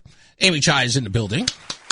Good meeting you. We were actually at the Middletown event for FightVoterFraud.org, and you spoke for a little bit there. But, of course, as I was trying to listen to you, I had a million people yelling in my ear about the Washington, D.C. trip. What is that? Yeah. Is that just your cup of what does that say? Spilling? This is a present for you, This is for me? Yes. Oh, I thought you just brought a cup so you can drink your aloe. No. July the 4th be with you. Oh, thank you. I appreciate it. Hold on. I have a cup at home in Texas. Well, my home in Texas, I should say, that has a Reese on the radio. But I love this. Spilling the tea since 1773. I love it. It's patriotic. It is. Yeah. And do you mind if I'm going to take this down to DC on a DC trip. Oh yeah. Which, by the way, are you going by any chance? Not that put you on the spot, but I'm sure you'll be doing other celebrations. I would actually love to go. Are you guys going to go into that booth, the Connecticut booth? So that's the word we just got. So it's actually a good thing. So it turns out they are going to let us at the booth because there's no emergency exit. There's only one. So, of course, for fire hazard reasons, you can't have people inside that little room in the event that people have to storm out. It's dangerous. So, from what I'm hearing, we're going to be right outside the booth, which is great. That's so awesome. That is great. So we're going to see if we can, I guess, pitch a tent or something along those lines. But it looks like we're looking really, really good that we will be at least at the tent. So now people have sort of a landmark to go to. Come see the empty Connecticut exhibit.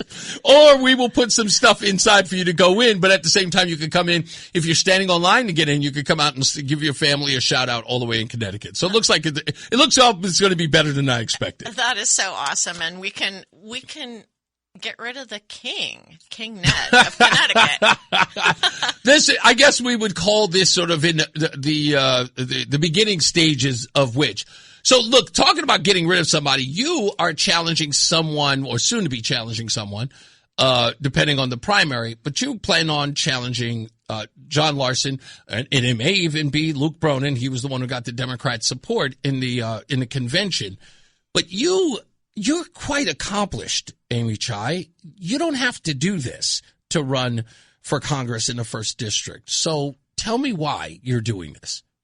I'm doing it because I'm a patriot. Okay. Because I believe that not just America, but that Western civilization itself is kind of facing this crisis, okay. Right? It's a crisis of faith, mm-hmm. a crisis of meaning, mm-hmm. And a crisis of leadership. I agree with all of those. And I have the ability to do something. Mm-hmm.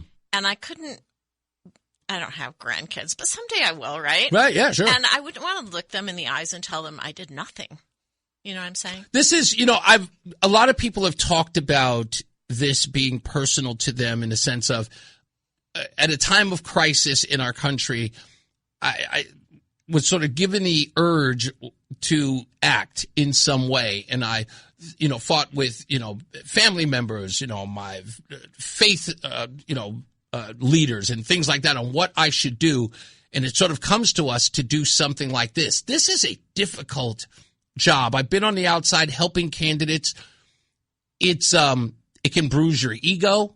It can turn into a fight in places you wouldn't expect with your friends, family members, or even your spouse for that matter. Why, again, somebody as accomplished as you, why take that on? Is it so dire? Do you believe that the issue is so dire that you were like, I can do this and not only just do it, but win? Yeah, I know I can win. Okay. If I have the support, I know I can win. Okay. I'm incredibly confident. And I'm also have the thickest skin you can ever imagine. I was bullied so hard growing up. I had a very rough life. Mm-hmm. Throw anything at me. I don't really care. My husband and I are a team. Mm-hmm. We have the same values, the same goals. He supports me. He doesn't talk much about politics because he's in academics. Okay. And that's kind of risky. Yeah. He's in academics. Is he a teacher, if I may ask? He's a professor of urologic surgery. Oh, okay. So he doesn't have to deal with politics in that arena, does he? Oh, my goodness. Really? Oh, my goodness. Even in medicine? I mean... yeah, and that's one of the reasons that I realized it was coming into medicine. Wow. Medicine is no longer about truth. Mm-hmm. And truth is like you heard me say before, truth really is my core value. I don't lie. I hate lies. I don't gaslight. I hate gaslighting. I know how to do it. I know what they're doing. Mm-hmm. I have a strong background in psychology. Yeah. I know the techniques, right? Right. I see them using it.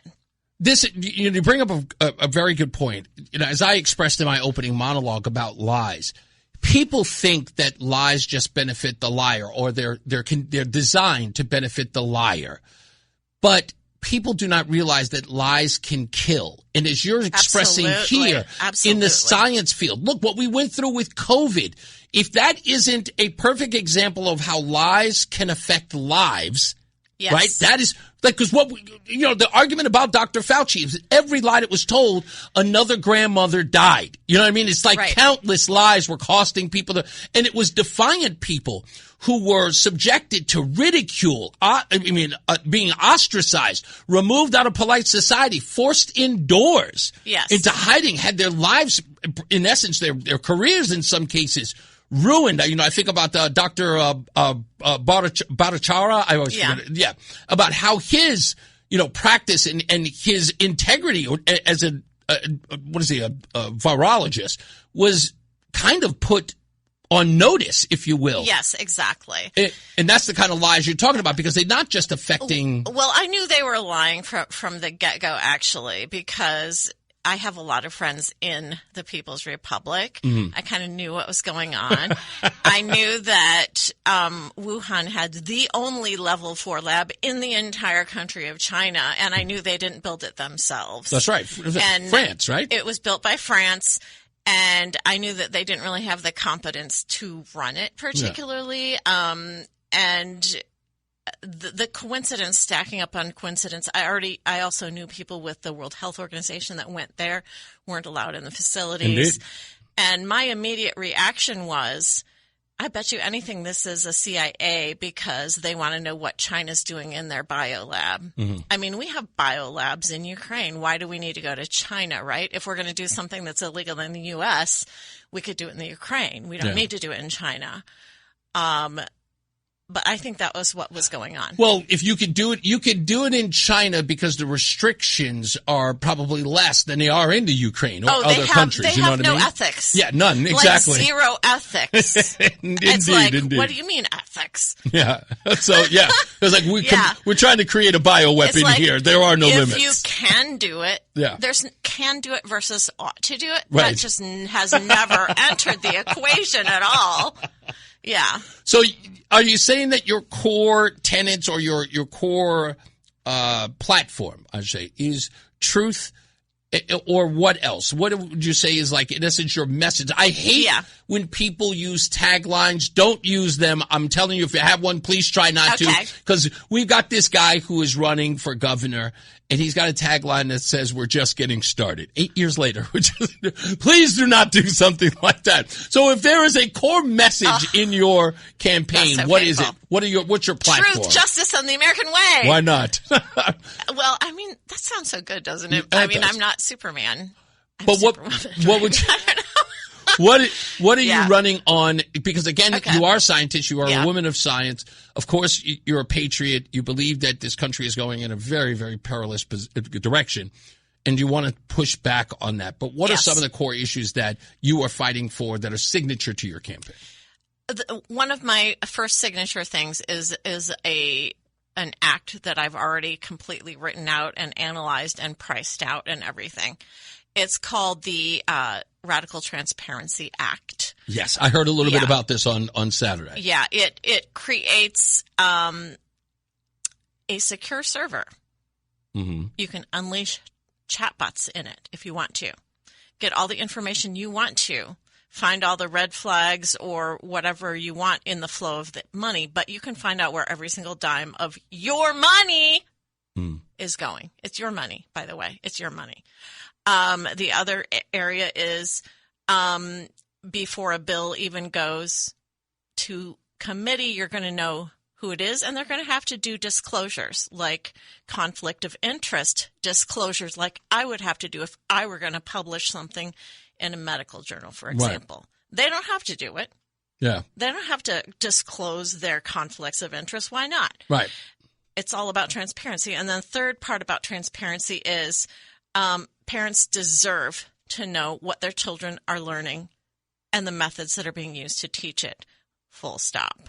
So that's my little suite of transparency bills, because knowing the truth and transparency is key. You can't have accountability and you can't have self-governance without knowing what the heck's going on in your own country. Yeah. It's just not possible. It's so important that you bring this up, because what we're learning even this year alone is that there are efforts that I would have never imagined, just even here in Connecticut. There are efforts to hide things from the general public. To find out that Ned Lamont is using a private email. I mean, that blew my mind. And the fact that there was barely any outrage about it here in the state when we talk about all of the sort of behind the scenes corruption that's everywhere, Corrupticut is the name that is given to Connecticut, that this governor would have again, and not made to answer for it.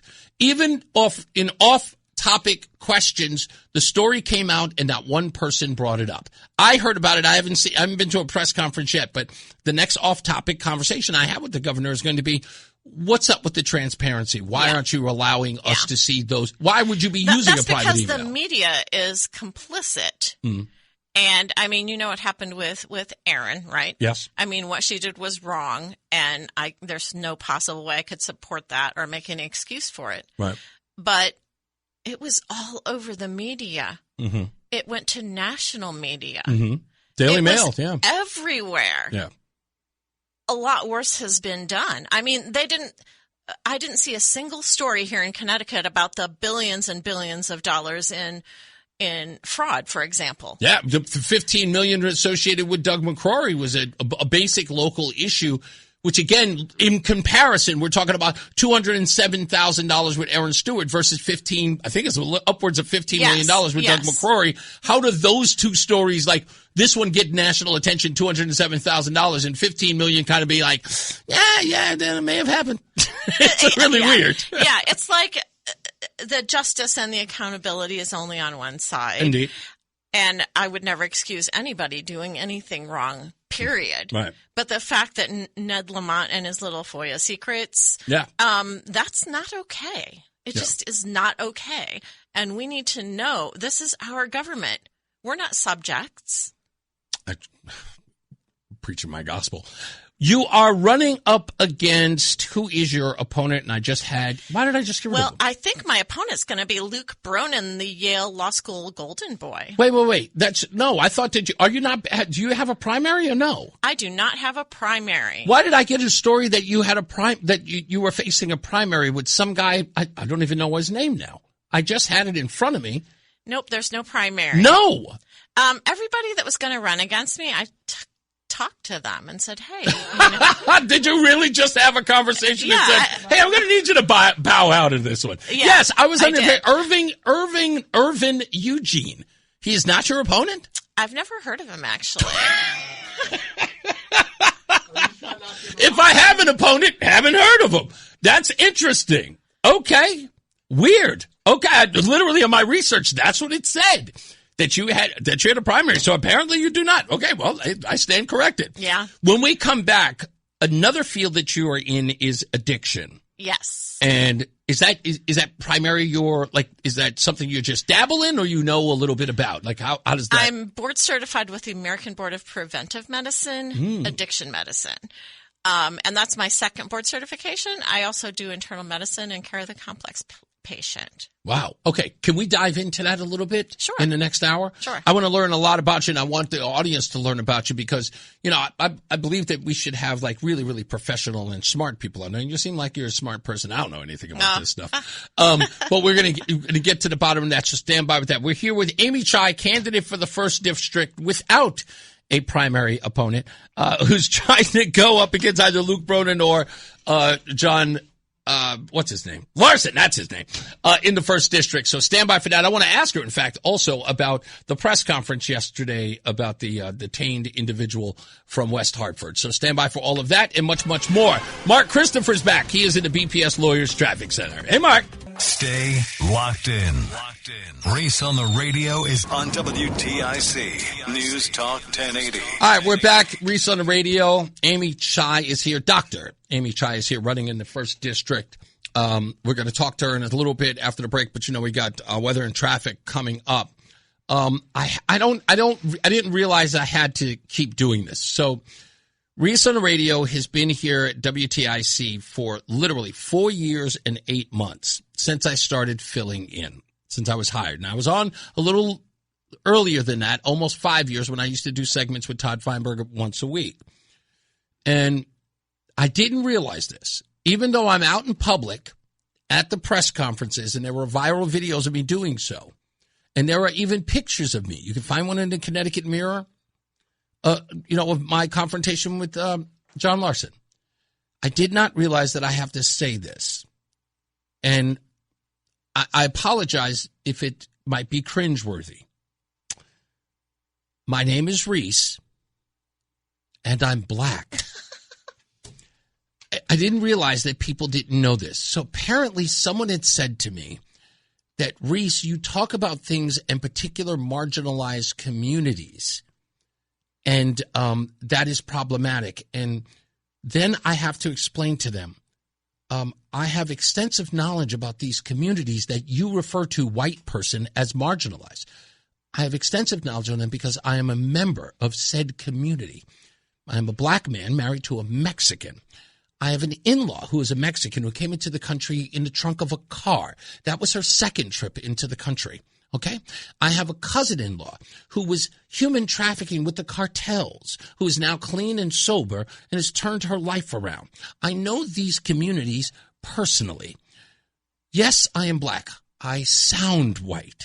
I am an interloper. I've learned the ways of the white person. I've learned how to speak and communicate in the white man's ways. And I picked radio to confuse you, sometimes scare you. When you see me, you go, "You're the Reese guy?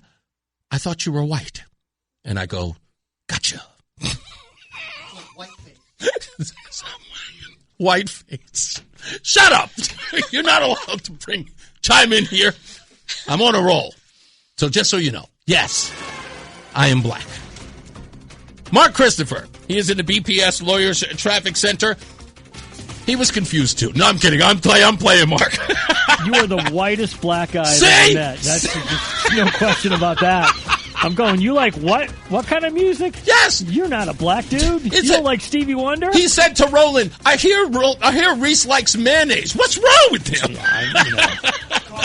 You know what? I'm more black than you are. You are blacker than me. You're a DJ who likes Stevie Wonder. I like R&B. I like jazz. I like soul music. Yes. I am more black than you are. This is true.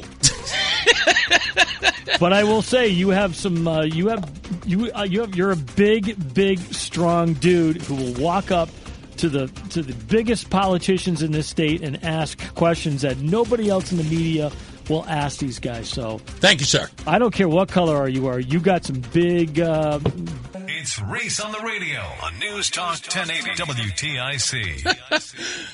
We're back. The best part about having a guest in here, Amy, is the conversation that goes on behind the scenes, which everybody wishes they could hear.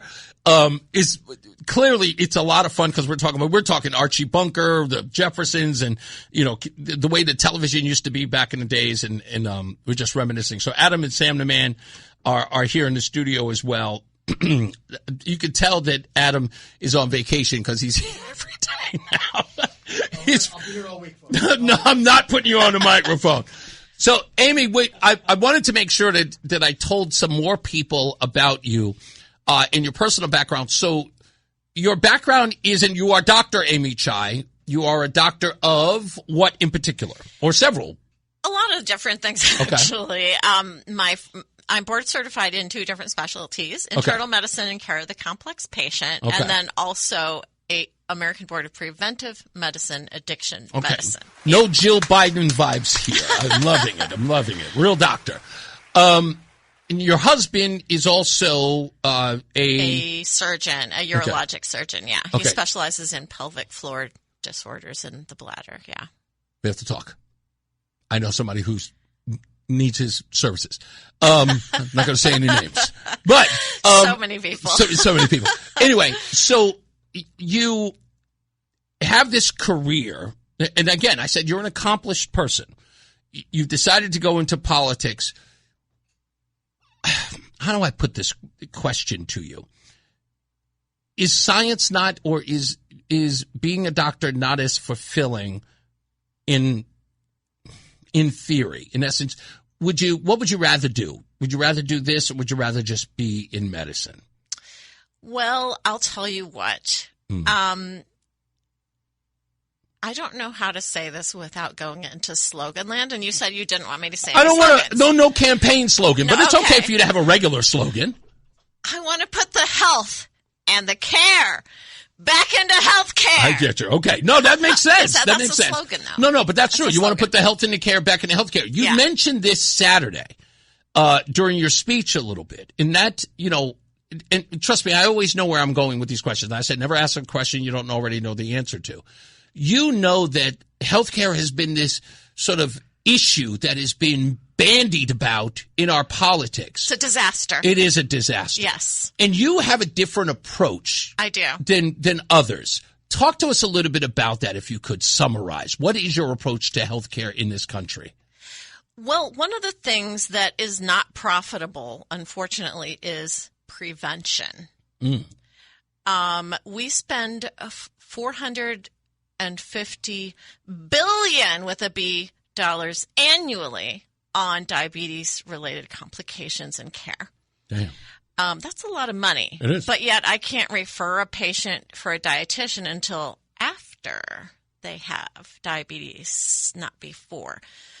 Think of all the money that people could save and all the health that they could have if we would prevent these things. But we don't put any money or any insurance coverage into health care. It's always into sick care.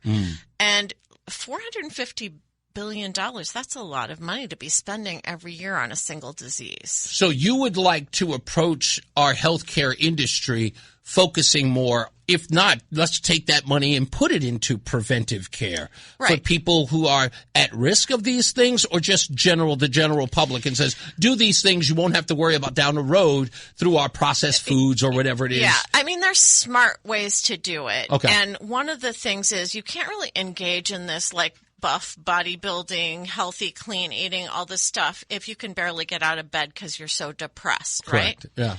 Yeah. So healthcare is health, and your brain is part of your body. And one of the things that I'm working on that actually has a lot of policy in it, it's not released yet, but it's called Addiction Proof Your Kids. I like this. And addiction is a pediatric disease. Yes, it is. 80% of adults who have addiction problems started using before the age of 18. Okay. 80%. And if you're using something before the age of 15, well, you have 6.5 times the risk of adult addiction. Because the formative years are where teenagers or children take the most risks. Yes, and it's a systems problem. It's not just food. It's not just families. Some of it, and I'm going to get in huge trouble for this, some of it is from the schools. Okay. Actually, a lot of it is from the schools. Talk to me a little bit about that. There's something called identity formation, Okay. right? And identity formation, the best mental health outcomes we get is for early foreclosure of identity formation. And that sounds so technical but it isn't that complicated. It's like knowing who you are and where you belong very early on has the very best outcomes, right? It's like, Good. I'm sorry, because you're making me, my brain's moving as you're saying this. Good. Finish your statement because I have a question behind it. Yes, but the schools are purposefully interfering in identity formation, questioning people's identity. Boom. I get it now. Okay, that makes sense. So in essence, usually at this particular age group, peer group, children naturally are trying to find their identity, what their personality is. Am I a shouter? Am I a track star? Am I the cool kid? Am I? Are you like a furry animal? Do you scrape litter out of the litter box? Right. So they're injecting these other sort of abstract things into the process as children naturally try to figure out who they are. Correct. It confuses them. And their identities are also formed in ways that are child abuse. And I'm telling you, I grew up with a schizophrenic mother. She told me that people were out to get me. I had to hide behind the furniture because I thought people coming to turn off the electricity were enjoying seeing me suffer, okay? Wow. That's abuse, okay? And yet we tell black and brown children every day that society's out to get them. It's open season on you. You'll never succeed. That's child abuse. And then you tell white kids that they're bad, they're oppressors. They start to inhabit that identity that's being fed to them by teachers in their school, trusted adults. Right, and that's true. And I talk about that all the time. Their objective here is to create what would, for them, would be like a perfect society, right? The white kids who are taught that they're oppressors will behave as they get older under the auspice, right? They'll oppressors, behave like right? oppressors. Yeah, exactly. They're just like, well, to be like concerned about their privilege. If you tell a child that they're a bad child, what's going to happen? Nothing good's ever going to come out of you. Yeah, what's going to happen? Yeah, they're going to end up in prison. Yeah. We know that. They'll do what's natural or what they've been told is natural to them. They'll be told what's natural to them. Right. And it's incredibly psychologically damaging. These people aren't medical professionals. Nope. No, they are not. They're ideologues. Yeah. And do you know the word utopia? Do you know what it means? I know what it's supposed to mean, but apparently there's a better descriptor. What it means is no place. Because there is no place where things are perfect. Yeah. And these utopian ideas, when you have people in their ivory towers plotting how best to control your life and how to raise your children for you, they think they're going to impose utopia from above, but all they're going to do is crush your family, crush your faith, crush your community, break you. Yeah. That's what they're going to do. And you're so right about, as you were expressing that, especially with young black and brown kids, I had a friend named Jennifer, and, she's worked for the government, and she put her son through everything. She kept him out of the ghetto, put him in school. He was playing football, and she gave him everything. And during the summer break, he got with the wrong kids. She went into his room. She found a gun. She found stolen credit cards. And she asked me, she was like, what did I do as a parent that would ever have him do this, have this criminal activity in his life? And so I started asking her simple questions because it was right before or around the George Floyd era. And I said, do you preach Black Lives Matter to your son? Do you talk about be careful because the cops have a target on your back? Do you tell him things like that? And she's like, well, yeah, those things are important. I go, important to whom? If you tell a young black man that, a young black boy, that he doesn't have any future, that it's always going to be thwarted, if not sort of stepped on or stomped on, he will take start doing dangerous things because there's no horizon. Correct. And it's not true. Yeah. It's not true. And so that's what, when she saw this, she was like, so I'm actually damaging my son. I was like, yes. Of course you are. I would be telling my kid, even if it's the craziest thing in the world, I would tell my son, you could be anything you want to. Yes. We play this clip. We play this clip here, and Roland gave me crap for it. Stephon, you don't know who this guy is. I don't know if you follow basketball, but Stephon Marbury, he has a documentary from years back. I want to say like 2014. He's sitting in a barbershop in Brooklyn from his old neighborhood in Coney Island. This young black boy is standing there, and he says, you could be the president of the United States. You don't have to be a basketball player. And the boy's sitting there, and he doesn't say anything. And Stephon Marbury says, no one ever told you that, did they? And he says, nope, nobody ever told me that. And Stephon Marbury starts crying. Because he's like, I cannot believe that we don't tell our little kids that they can be anything that they want to be. And again, you're right. That's the child abuse. Yes.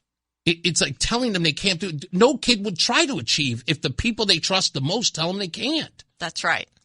Damn. I don't know. I'm out of it. I don't have to worry about those kids. No, I'm kidding. Oh my gosh. Before we leave, I've been talking about this press conference with John Larson, who will potentially be your opponent. And Luke Bronin was also at this press conference. And I'm sure that you heard this story about this Sayo, the man who was detained. And now new information has come out about him, saying that he came into the country in 1997 with a fraudulent ID of a Dutch national. And he's been operating in the country for almost 30 years, 2 businesses, and he's not supposed to be here. But here we have Representative Larson out here grandstanding without all of the information. What do you say to people who are behaving in this way, sort of making it about ICE and about Donald Trump and not the issue? And I know I set you up. They're creating the drama that they want to see. That's exactly what's going on. I'm a woman, and I know that you catch more flies with honey than with vinegar. Yeah. If you want change, and I want change too, you know, I want a fair immigration policy. I want secure borders. I want to get the criminals out. I want to do that as fast and as well as possible.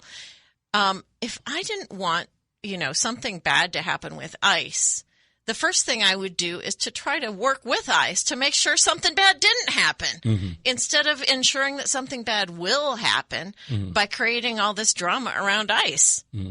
What do you say to my argument to guys like Larson and Blumenthal that if they indeed know that these undocumented people, as they refer to them here in their districts, knowing that they haven't gotten their citizenship, why not work to get those people out of the shadows and into places like INS and DHS to get their paperwork correct so they can stay here? What do you say to that? Yeah, I think that people who have been here for a long time and have integrated into our country are not the problem.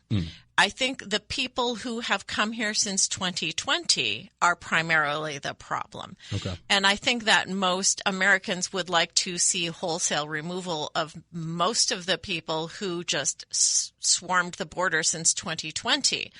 And, you know, we heard about the 250,000 children that came over unaccompanied that were forced into sex slavery and trafficking. Shocking, horrible.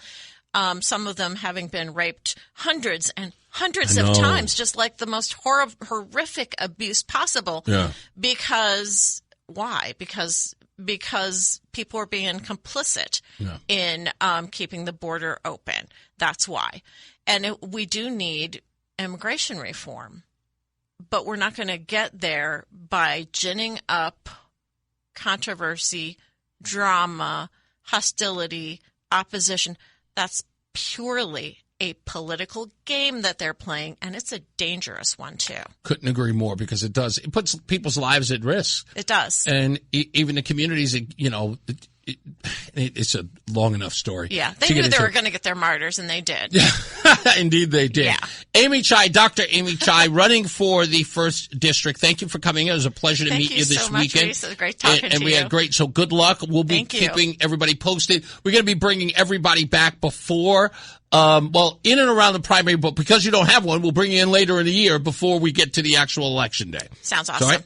Thank you so much. Again, we appreciate your time. All right, and thank you for coming in. It's always good to come into the studio, folks. That's why we tell you to do it. Let's get another check of traffic and weather. Mark Christopher is back. He is in the BPS Lawyers Traffic Center. Hey, Mark. From politics to news to music to movies and anything above the sun and outer space and beyond, it's Reese on the radio. Damn, he's good. Only on NewsTalk 1080 WTIC. Somebody sent me a message at reaseontheradio.com about my 3 o'clock monologue, talking about this issue with the gentleman who was picked up by ICE and was saying, you could have summarized that in 4 minutes. And in essence, calling me a bloviator. I just want to say thank you for listening. Thank you.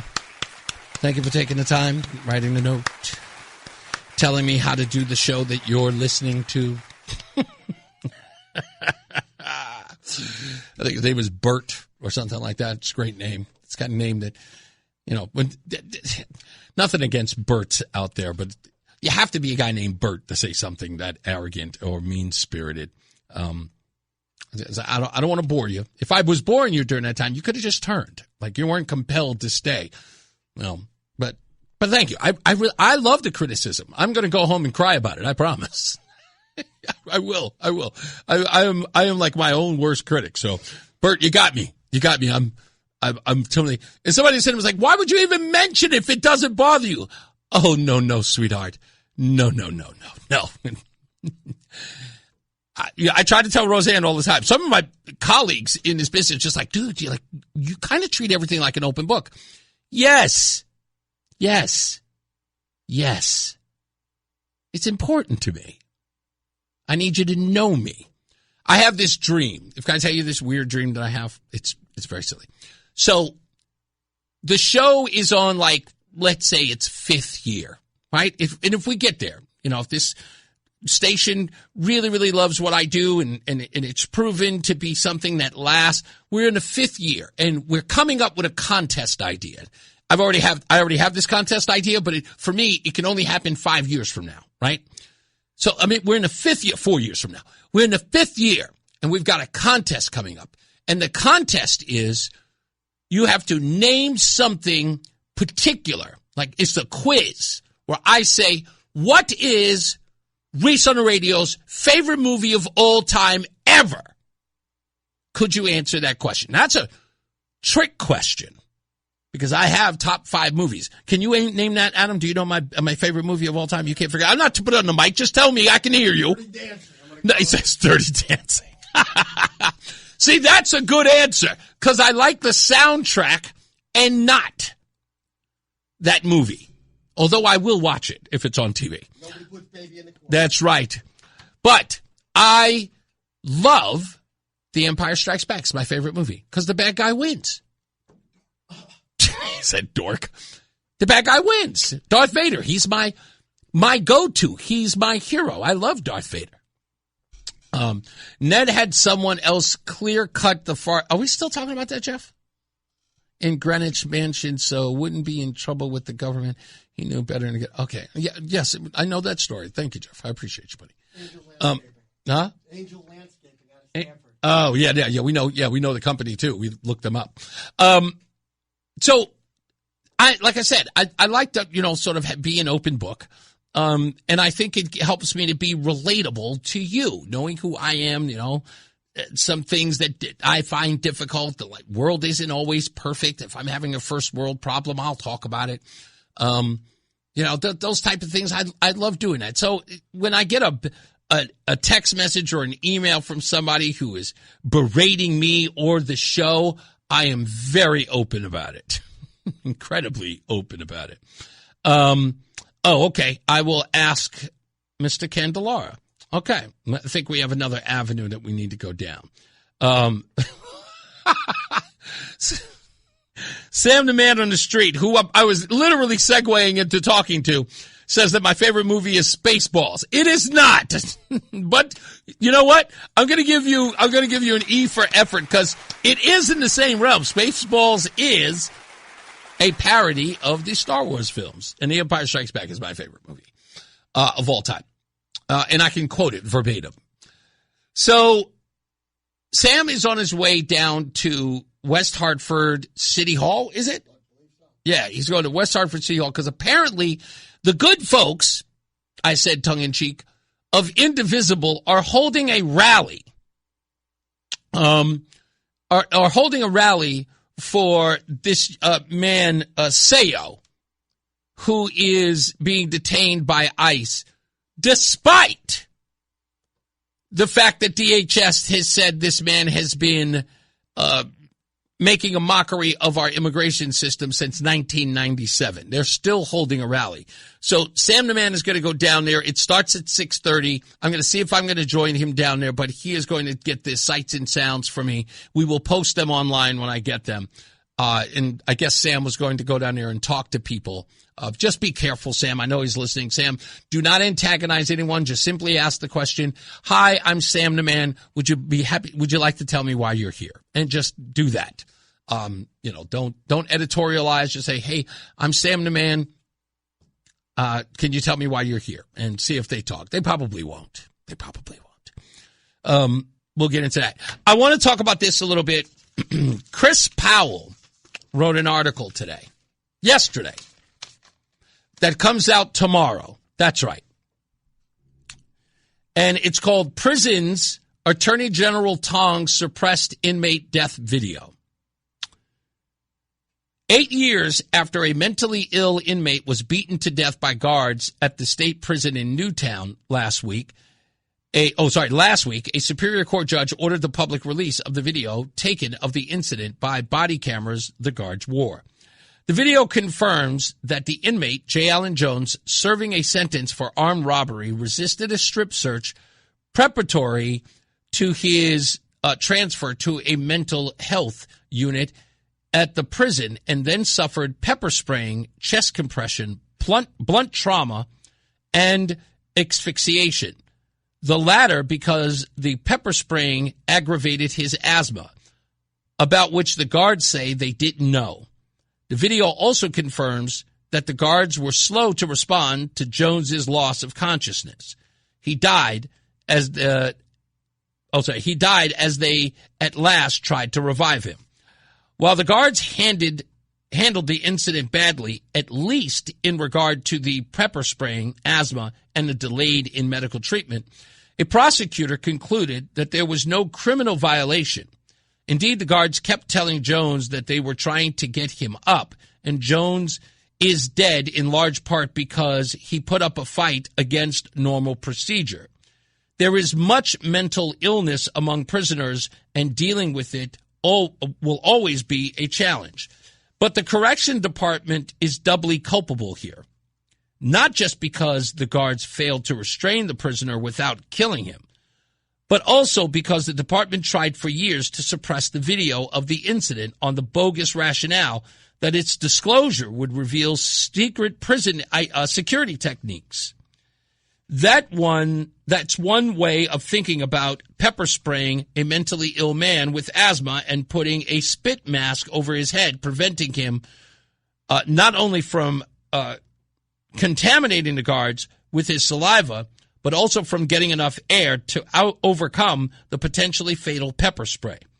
When the claim of secret security techniques was deemed unpersuasive in court, the department agreed to let journalists see the video but not have copies of it, a gross contradiction of Connecticut's Freedom of Information law.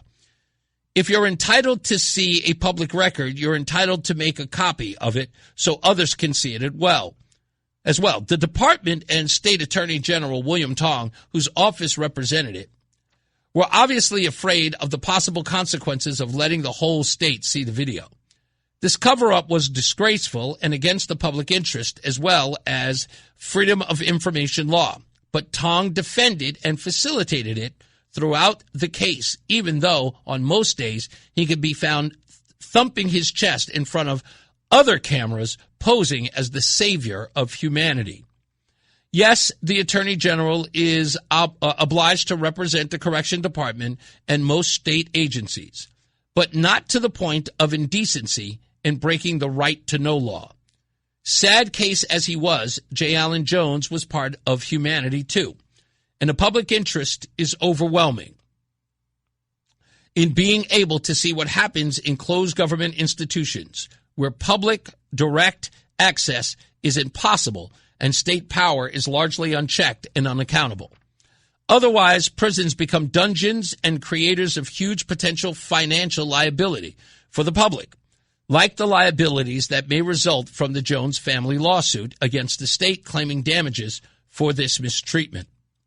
Video of Jones's last moments will become evidence in that lawsuit.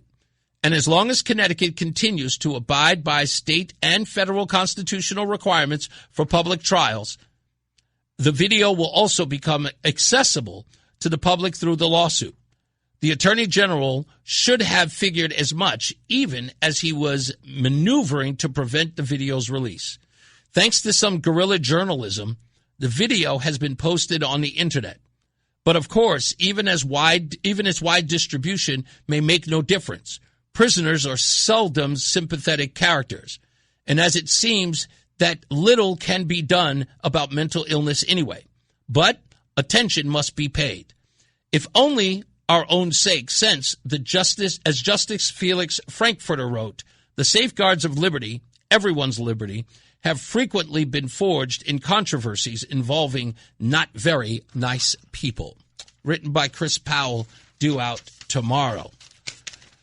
Now, the reason why I read it, Chris and I were kind of communicating yesterday about via email, talking about checking power in Connecticut and why that's important, and talking about people who have been ticked off about the fact that there are more and more people asking tough questions, that it is no longer a cakewalk for public officials to just skirt by the facts and answer questions that clearly contradict their positions on things.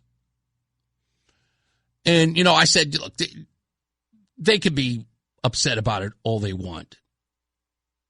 But they're not really threatened by things like this. Neither is William Tong. What I find fascinating is this is inexcusable. What happened, aside from the fact of what happened to J. Allen Jones, this is inexcusable. The way in which this state handled it is inexcusable. The governor's reaction to it, sorry, inexcusable. Something should have been said morally. Because, again, that's what people tell us. We're supposed to have a moral sense of these things. This was a black man, which, again, triggers people on the left, who was in prison,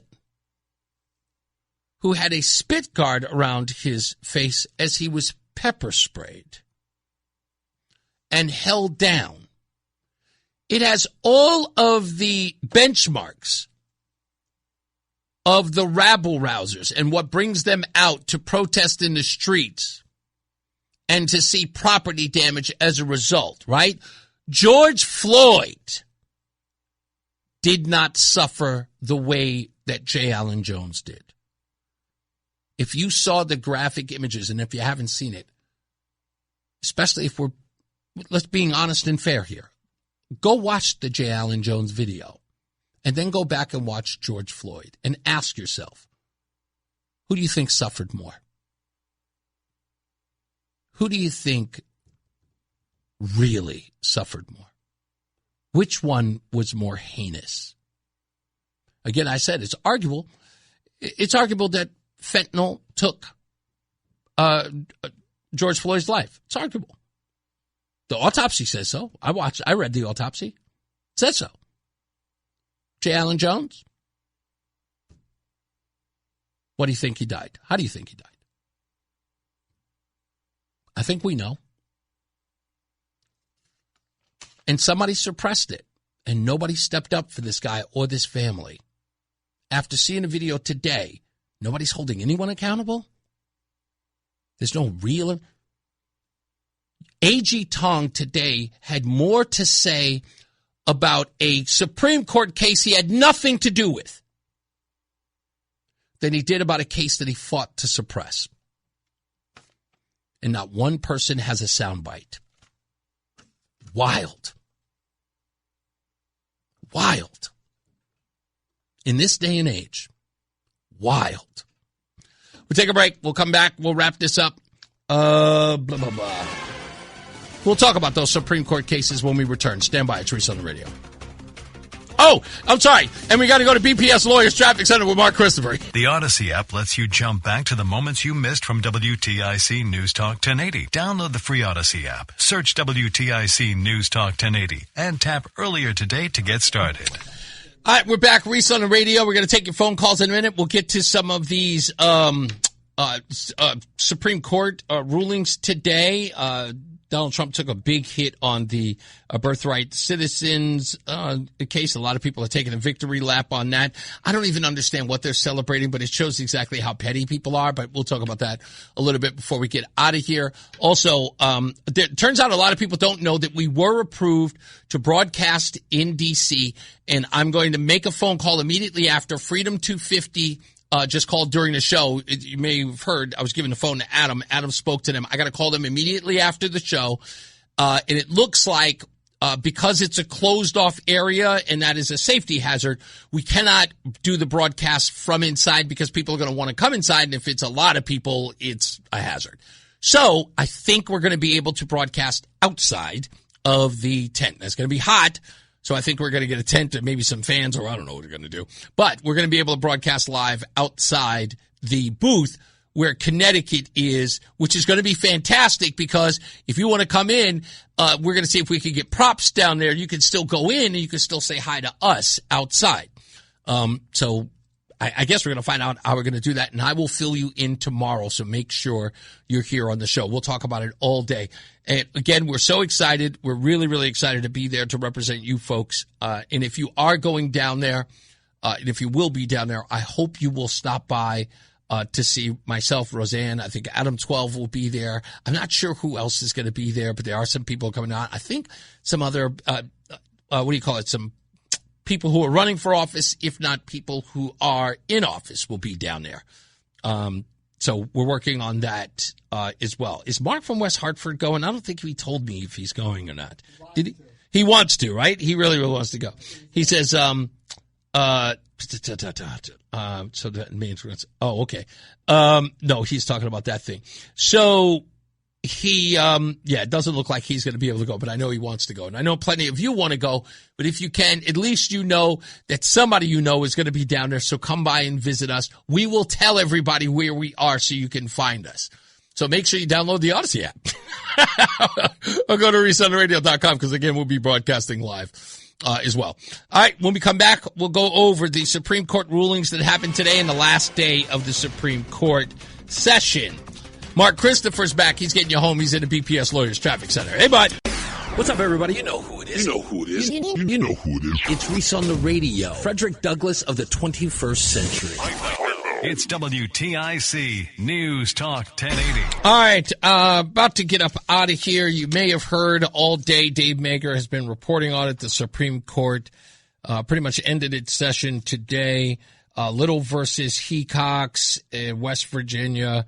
Transgender athletes in school sports. Title IX permits schools to maintain separate women's and girls' sports teams defined by biological sex. State laws that restrict participation in female sports categories to biological females do not violate Title IX or the Equal Protection Clause. The court reversed a lower court decision that had blocked such policies in Idaho and West Virginia. That ruling was 6-3. The usual suspects, Sotomayor, Elena Kagan, and Ketanji Brown Jackson, voted in dissent, as you would expect. That's just the way that goes. You know the deal. Also, there was the National Republican Senatorial Committee versus the FEC, Coordinated Party Campaign Spending. This was provisions of the Federal Election Campaign Act that cap how much political parties can spend in coordination with their own candidates. Violate the First Amendment. The court reversed the Sixth Circuit and struck down its restrictions. This was also a 6-3 ruling. Elena Kagan, Sotomayor, and Jackson were the dissenters, typically. But the one that everyone's talking about is birthright citizenship, which was a 6-3 ruling. The majority opinion came from Justice Roberts. And I knew this was going to happen. Children born in the United States to parents who are unlawfully present or only temporarily present are subject to the jurisdiction of the United States and are citizens at birth under the Citizenship Clause of the 14th Amendment. President Trump's executive order attempting to deny citizenship in these cases is deemed unconstitutional. And what was the dissent was Justice Clarence Thomas, Alito, and Gorsuch. Everyone else, of course, you know, that means that Comey Barrett and Brett Kavanaugh and Roberts were, they joined Kagan and Sotomayor and Jackson. My way to look at this on the birthright citizens thing, a lot of people are going to say, oh, that sucks then. You have to think about this. And the Supreme Court, as much as people think it's supposed to be about the law, for a lot of people it is not. It is about the temperature, the zeitgeist, if you will. And the biggest problem that I think was having in the court of public opinion was the parallel to the argument of slavery. That's what the argument was. And that constantly being the theme of the defense of destroying birthright citizenship had a hard way to go because when you're a Supreme Court justice, like it or not, they don't always follow the law. If you think that Ketanji Brown Jackson cares about the law, Sonia Sotomayor cares about the law, Elena Kagan may in some cases, but majority you think she cares about the law? No. They do not interpret these things based upon the law. It is about liberalism, ideology, they will find a way to circumvent the law in any given day. I mean, Ketanji Brown Jackson, in some cases, you ever see the way she rules? Some 8-1 cases. You read her dissent and you go, what? It's not even based in law. That's just the way it is. The slavery comparison was a dead arrival. And I feel it. And maybe I'm wrong. If there's a scholar out there who thinks otherwise, I'd love to hear from you. Just contact me at reeseontheradio.com. I really think that played a huge role in this. So, I don't know. What are you going to do? What are you going to do? But I think we solved that problem with having a closed border. You know what I mean? I think we solved that problem. We're not going to be able to stop people from coming into the country and having, as they called it, an anchor baby. People think that term is crude. Is it, though? Is it, though? When everyone was making the argument about how Russian women were coming into the country and having babies, they called it an anchor baby system. They tried to pin it on Trump. I said, like he was saying, like he was calling Russia, like, oh, bring the Russian girls in so they can have their. I mean, ridiculous stuff. It makes me laugh. It does. Let's go to Thomas in Thomaston. I haven't taken a call all day, have I? Hey, how you doing, buddy? Hey, Reese. Good to hear from you. Hey, I wanted to make a comment on soccer, but yeah, it's disheartening. By the letter of the law, they made the right decision, but there still is anchor stuff going on. Yeah. Now, tens of thousands of Chinese tourists go to the Samoa Islands, and boom, their kids are American citizens, and in 20 years, they all could come to the United States. Yeah. That is wrong. Right. It really is. But the Congress will never vote to change it because no Democrat will go along with it. Oh, well, yeah, right. No Democrat could go on. Right. It's like, are you kidding me? We're getting rid of our base. Right. And then the wacko senator in Alaska and Maine is going to go along with it because it's Trump, you know. Indeed. It's sad, but what are you going to do? Yeah. You win some, you lose some. Yeah. So my comment on the soccer, I called in a couple Fridays ago after you were talking about soccer, and I made a disparaging remark about soccer, sitting in your easy chair, falling asleep. Yes, I remember. It was hilarious. Yeah. I know it's kind of funny, but truth be told, this is the best advertising America could ever have. People all over the world have got an unfiltered look. No CNN, no BBC, no other left-leaning news telling them what America's really like. They've come here and they've got to see what America is really like. And that is so great. It's been fantastic. Can I tell you what's also an added bonus on this, Thomas? But people, and I haven't heard anyone say it, but I'm going to say it because, again, I'm a former soccer coach, so I love the sport. I don't watch it as often as I used to, but I do love the sport because I understand it. And I believe that any love of a sport is based or rooted in your understanding of it. So I don't like cricket because I don't understand how it's played, but soccer I get. I think a huge part of why we have soccer fever is because for some odd reason, this U.S. team is really good. Yeah. They're saying they think they could win two matches. Yeah, I mean, they are really, really good. When we go into a game, there isn't a lot of doubt that we've got a shot this time around. And this coach, I guess he's Argentinian, this coach is phenomenal, and the team plays really well, and they're skilled, they're fast. And even though they lost to who'd they play? Who's the team they just played and lost to? Why am I forgetting? Yeah, they just lost the game 3-2, but they were in it for the long haul, and they got a last-minute goal. And I have no idea why. It's not. Oh, it's coming to my head. Turkey, the game against Turkey. That was a really good game, and Turkey was really fast. So it's a good added bonus, I should say, because we have an American team that plays really well. Yeah, it's been. I watched the sudden death shootout between Japan and I forget who it was. Yeah, I watched that too. I watched the replays. Yeah, that was really exciting. Yeah. I still soccer just is not for me. Yeah, you need. If you know that the ins and outs and the passing and stuff, I could see it would be more exciting. But Yeah.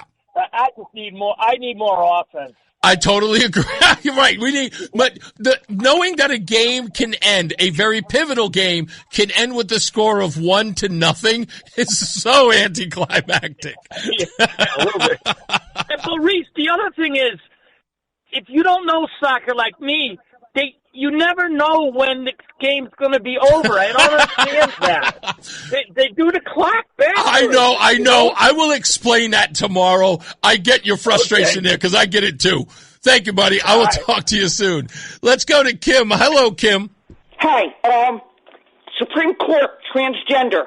Yes. Very good decision. Have waited 10 years for this. Oh, I know. It was an example of abuse by the government to redefine science terms and socially engineer because a bunch of insecure politicians want votes and they want to promote victimhood. The whole issue gets down to Title IX is based on the anatomy.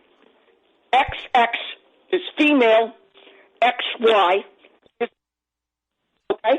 If the trans kids want their own league and play against each other, they are free to peaceably assemble and do so. I like that. Peaceably assemble. I like that. The harm has been done over the last 10 years with various titles and records.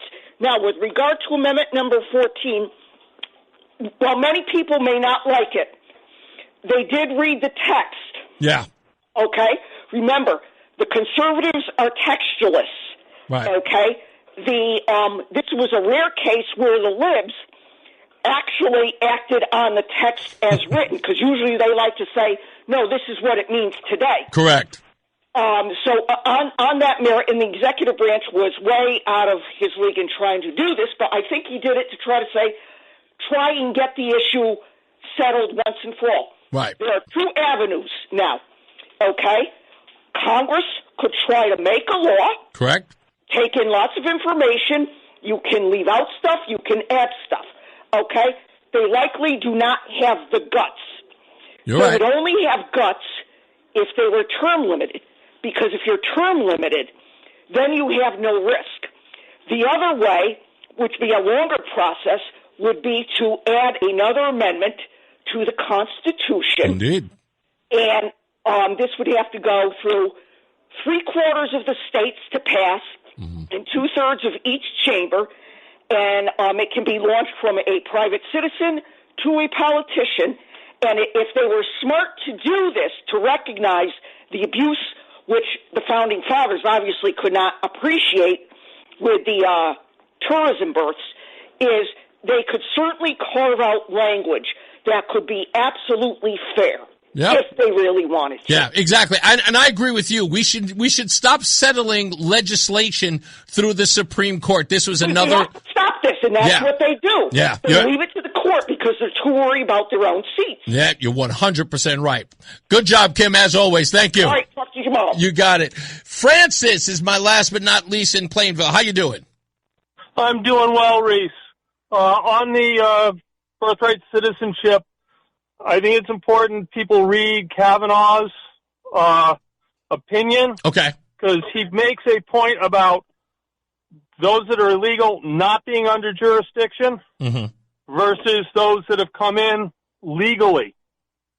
And I think one of the mistakes the Trump administration did was combining the two. Yes, you're 100% right on that. The Jackson opinion is a mess.